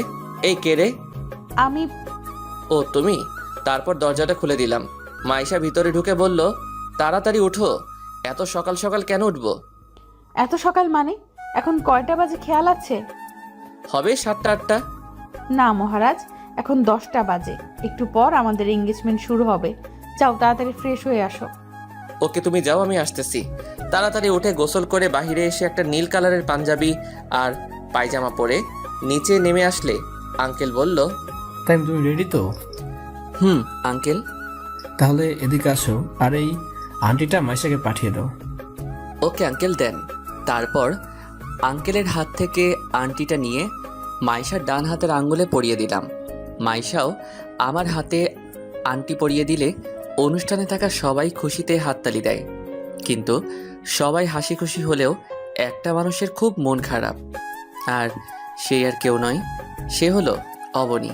তার মুখ দেখে বোঝা যাচ্ছে অবনী এই বিয়েটা সহ্য করতেই পারছে না। কিন্তু কেন? আমি তো অবনীকে ভালোবাসি না, আর একতরফা কখনো ভালোবাসা হয় না। এইসব ভাবতেছি, হঠাৎ স্পিকারের শব্দে ধ্যান ভাঙল। তখন আঙ্কেল বলল, লেডিস অ্যান্ড জেন্টলম্যান, আগামী 1 ডিসেম্বর তামিম আর মাইশার বিয়ে। আশা করি যারা আজকেও এসেছেন তারা সবাই বিয়ের দিন আসবেন আর তাদের এই জুটিটাকে আশীর্বাদ করবেন। এত তাড়াতাড়ি আঙ্কেল বিয়ে ঠিক করে ফেলবে আমি তো ভাবতেই পারিনি। আমি আর নিচে না থেকে সোজা ছাদে চলে আসলাম, আর ভাবতে লাগলাম কি থেকে কি হয়ে গেল। আজকে আমার এঙ্গেজমেন্ট, অথচ আমার বাবা মা আমার এঙ্গেজমেন্টে উপস্থিত নাই। পুরা কপালে আর কি যে সহ্য করতে হবে তার নিজেও জানি না। মা বাবা, জানি না তোমরা কেমন আছো, হয়তো আমাকে নিয়ে চিন্তা করছো। চিন্তা করো না মা, আর কয়েকটা দিন অপেক্ষা করো, তোমার ছেলে আবার তোমার কোলে ফিরে আসবে মা। এইসব ভাবতেছি আর কান্না করতেছি। হঠাৎ করে কে যেন কাঁধে হাত রাখলো। আমি পিছনে ফিরতেই দেখি অবনী। আমি চোখের পানি মুছে অবনীকে বললাম, আপনি এখানে কেন? আগে বলো তুমি কাঁদছো কেন? আমার কান্না ছাড়া আর কী বা করার আছে? আমার জীবনটাকে যে আপনি তছনছ করে দিছেন। আপনার জন্য আমার কলেজ ছাড়া হতে হলো মা বাবা ছাড়া। জানেন, মা বাবার কথা মনে পড়লেও মা বাবার সাথে দেখাও করতে পারছি না, শুধুমাত্র আপনার জন্য। কি দোষ করেছিলাম আমি? কি দোষ ছিল আমার? বলেন না ম্যাডাম। অবনী নিশ্চুপ। কি হলো, চুপ কেন? জানি আপনার কাছে এইসব প্রশ্নের উত্তর নাই। কেন জানেন?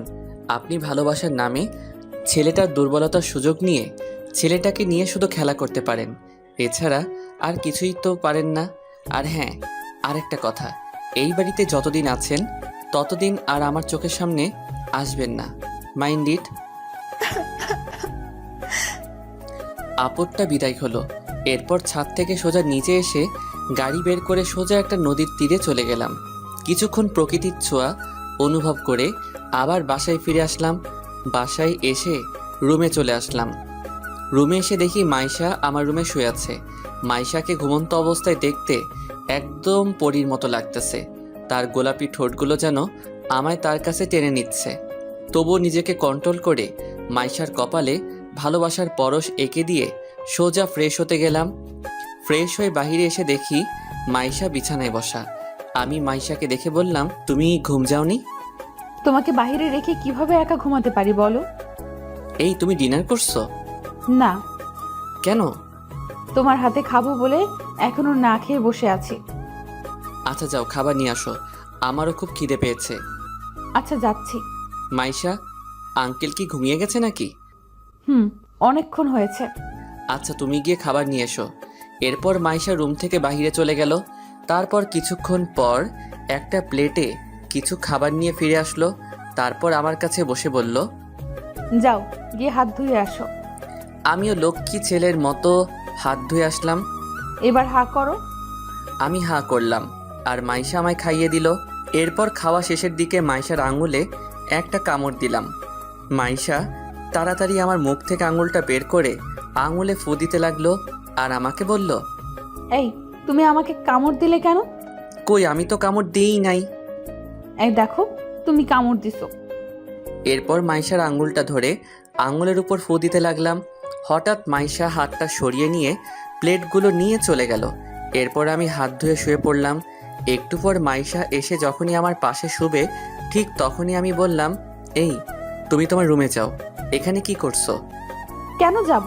তুমি আমার স্বামী, স্বামীর রুমে আসছি, কারোর কোনো সমস্যা আছে নাকি? আমাদের তো এখনো বিয়ে হয়নি, মাত্র এঙ্গেজমেন্ট হয়েছে। তাতে যদি তুমি আমার রুমে থাকলে মানুষ কি ভাববে? মানুষ যা ভাববে ভাবতে দাও, আমি তোমার বুকে মাথা রেখে ঘুমাতে দাও। এই বলে মাইশা আমার বুকে মাথা রেখে শুয়ে পড়ল। এরপর আমি মাইশার কপালে ছোট একটা ভালোবাসার পরশ দিয়ে ঘুমিয়ে পড়লাম। 7 বছর পর আমি পড়ালেখা কমপ্লিট করে ফেলছি। এখন আমার নিজস্ব 2টা কোম্পানি আছে, যা আঙ্কেল না থাকলে সম্ভব হতো না। এখন আমি একজন প্রতিষ্ঠিত নাগরিক। মাইশা আর আমার বিয়ে হয়ে গেছে, কিন্তু এখনও আমাদের মধ্যে কিছুই হয়নি। একসাথে এক রুমে থাকি, তবু আমাদের মাঝে কিছুই হয়নি, কারণ আমি নিজের পায়ে দাঁড়ানোর পর আমাদের মাঝে সব কিছু হবে। মানে বুঝে নিত। আপনাদের তো আর বলতে হচ্ছে না। আজ 10 বছর পূর্ণ হয়ে গেল, মা বাবার থেকে দূরে আছি। এই ছিল ফ্ল্যাশব্যাক। চলুন এইবার বর্তমান থেকে ঘুরে আসি। আমি আর মাইশা গাড়িতে বসে আছি আর আমি গাড়ি ড্রাইভিং করছি। মাইশা আমার কাঁধে মাথা রেখে ঘুমিয়ে পড়ল। এরপর রাত 10টার দিকে বাড়িতে পৌঁছে গেলাম। তখনও দেখি মাইশা ঘুমিয়ে আছে, তাই মাইশাকে ডাকলাম, ইতি, এই ইতি, উঠো। এই ঘুমাতে দাও না, ডাকতেছো কেন? আমরা বাড়িতে পৌঁছে গেছি। ও, আগে বলবে না? তাড়াতাড়ি উঠো। এরপর গাড়ি থেকে নেমে বাড়ির দরজায় টোকা দিলাম, কিন্তু দরজা কেউ খুলল না। কিছুক্ষণ টোকা দেওয়ার পর মা দরজা খুলল। মা আমাকে দেখে আমায় জড়িয়ে ধরে কান্না করে দিল। আমিও আর কান্না ধরে রাখতে পারলাম না। তারপর মা বলতে লাগলো, তুই এতদিন কই ছিলি? মায়ের কথা কি কখনো মনে পড়ে না? জানিস তুই যাওয়ার পর তোর বাবা তোর জন্য কত কেঁদেছে? বল না, এতদিন কই ছিলি? তুই আর আমাদের ছেড়ে যাবি না তো? না আম্মু, আমরা এখানেই থাকবো। তামিম মেয়েটা কে রে? তোমার আদরের বৌমা আম্মু। মা এদিকে আসো, তোমার নাম কি? আমার নাম মাইশা। আম্মু, বাবা কোথায়? বাবাকে দেখতেছি না তো। তোর বাবা ঘুমাইছে, তোরা রুমে গিয়ে ফ্রেশ হয়ে নে, তোদের জন্য খাবার আনতেছি। না আম্মু, আমরা খেয়ে এসেছি। না, আমি খাবো, তুমি না খেলে না খাও। আচ্ছা ঠিক আছে, চলো ফ্রেশ হয়ে নিবে। হুম। এরপরে দুইজনে রুমে গিয়ে ফ্রেশ হয়ে নিলাম। আমি ফ্রেশ হয়ে শুয়ে পড়লাম। মাইশা ফ্রেশ হয়ে মায়ের কাছে চলে গেল। আম্মু, তুমি আমাকে খাইয়ে দিবে? কেন দিব না আম্মু, তুমি এদিকে বসো, আমি তোমাকে খাইয়ে দিচ্ছি। ওকে আম্মু। এরপর আম্মু মাইশাকে খাওয়াই দিতে লাগলো, কিন্তু মাইশার চোখে পানি। আম্মু তা খেয়াল করলো, তাই মাইশাকে বলল, কি হলো, তুমি কাঁদছো কেন? আম্মুর কথা মনে পড়ে গেল, আম্মুকে খুব মিস করতেছি। তোমার আম্মু নেই কে বলেছে? আমি তো আছি, আজ থেকে আমাকেই আম্মু বলে ডাকবে, কেমন? ওকে আম্মু। এবার কান্না বন্ধ করে খাবারটা খেয়ে নাও তো। এরপর মাইশা ছোটদের মতো করে আম্মুর হাতে খাবার খেয়ে আবার রুমে চলে আসলো। রুমে আমার বুকে মাথা দিয়ে ঘুমিয়ে পড়ল। সকালবেলা গায়ে পানি পড়ায় ঘুমটা ভেঙে গেল। চোখ খুলে দেখি মাইশার চুল থেকে পানি ঝরতেছে, আর মাইশাকে ভেজা চুলে খুব সুন্দর লাগতেছে। আমি আর নিজেকে কন্ট্রোল করতে না পেরে মাইশাকে পিছন থেকে জড়িয়ে ধরলাম। এই কি করছো? ছাড়ো আমায়। কেন? ছাড়বো কেন? এখন কেউ এসে পড়লে সমস্যা হবে। কেন? আমি আমার বউকে আদর করব, এতে কার কি সমস্যা? তা মহারাজ, আজ এত রোমান্টিক মুডে কেন? তুমি এত সুন্দর কেন বলো তো?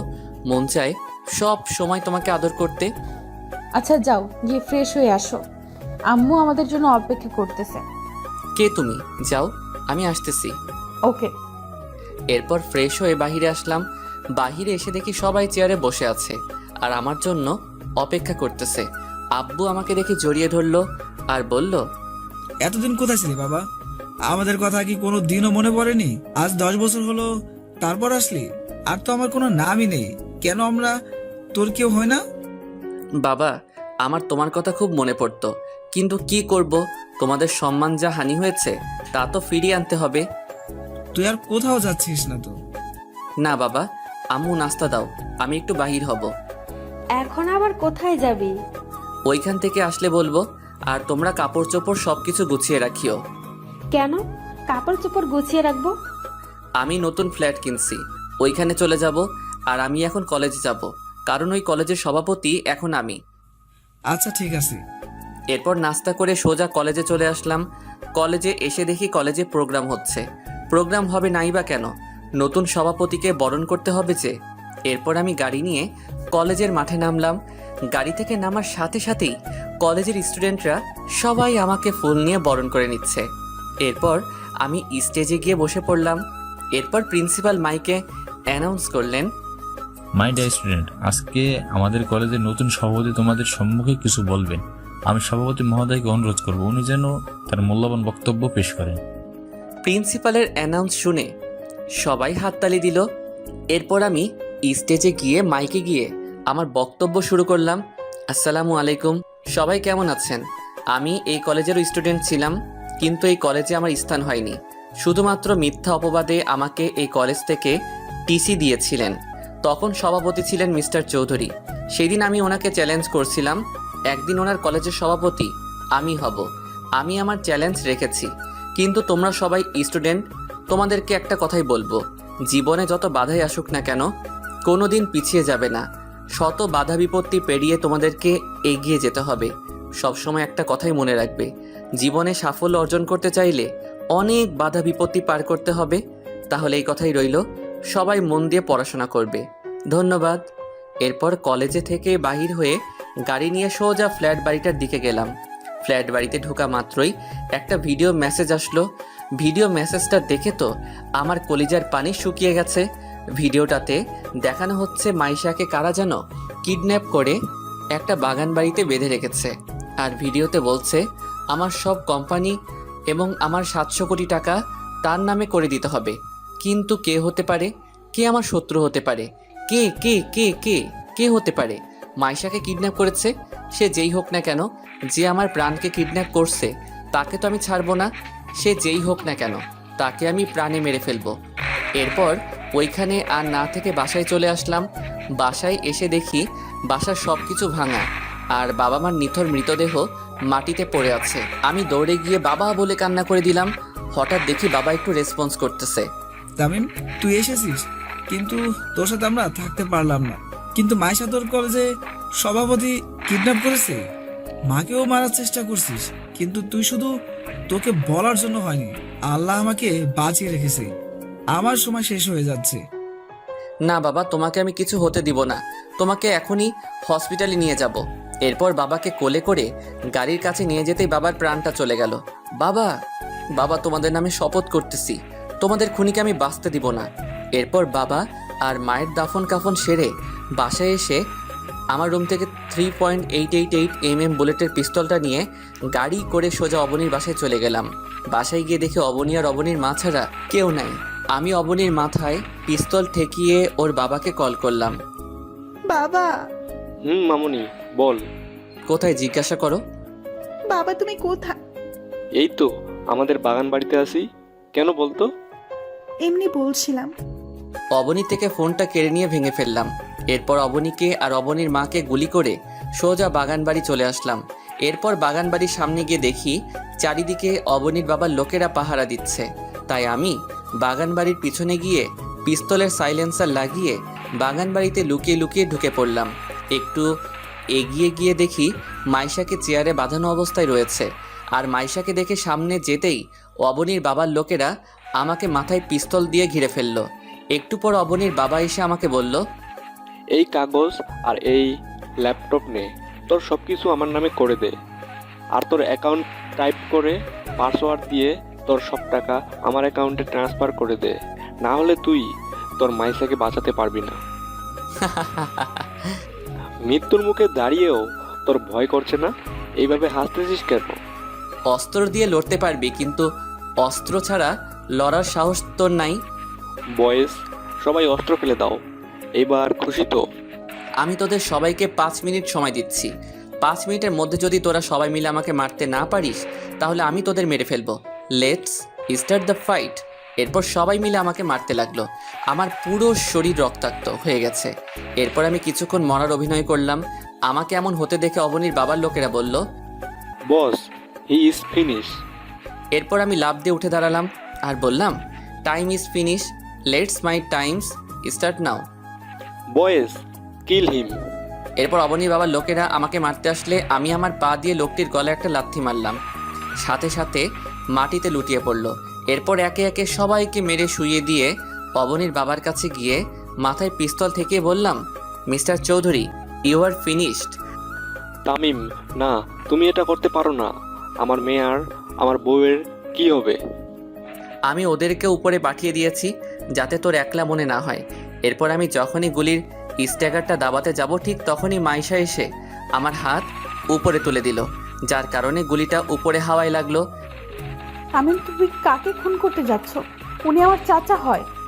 আমি জানি, কিন্তু তোমার চাচা আমার বাবা মাকে মেরে ফেলেছে আর তোমাকেও কিডন্যাপ করেছে। আব্বুকে মেরে ফেলেছে। এখন আমি মা কাকে ডাকবো? শেষ করে দাও। এরপর মাইশা আমার কাছ থেকে পিস্তলটা নিয়ে অবনীর বাবাকে শ্যুট করে দেয়। অবনীর বাবার সাথে সাথে মাটিতে লুটে পড়ে। ইতি এসে সোজা আমায় জড়িয়ে ধরল। অনেক অনেক ধন্যবাদ আপনাদের আমার ভিডিওটি দেখার জন্য। আবারও ধন্যবাদ আমাকে সাপোর্ট করার জন্য। ধন্যবাদ।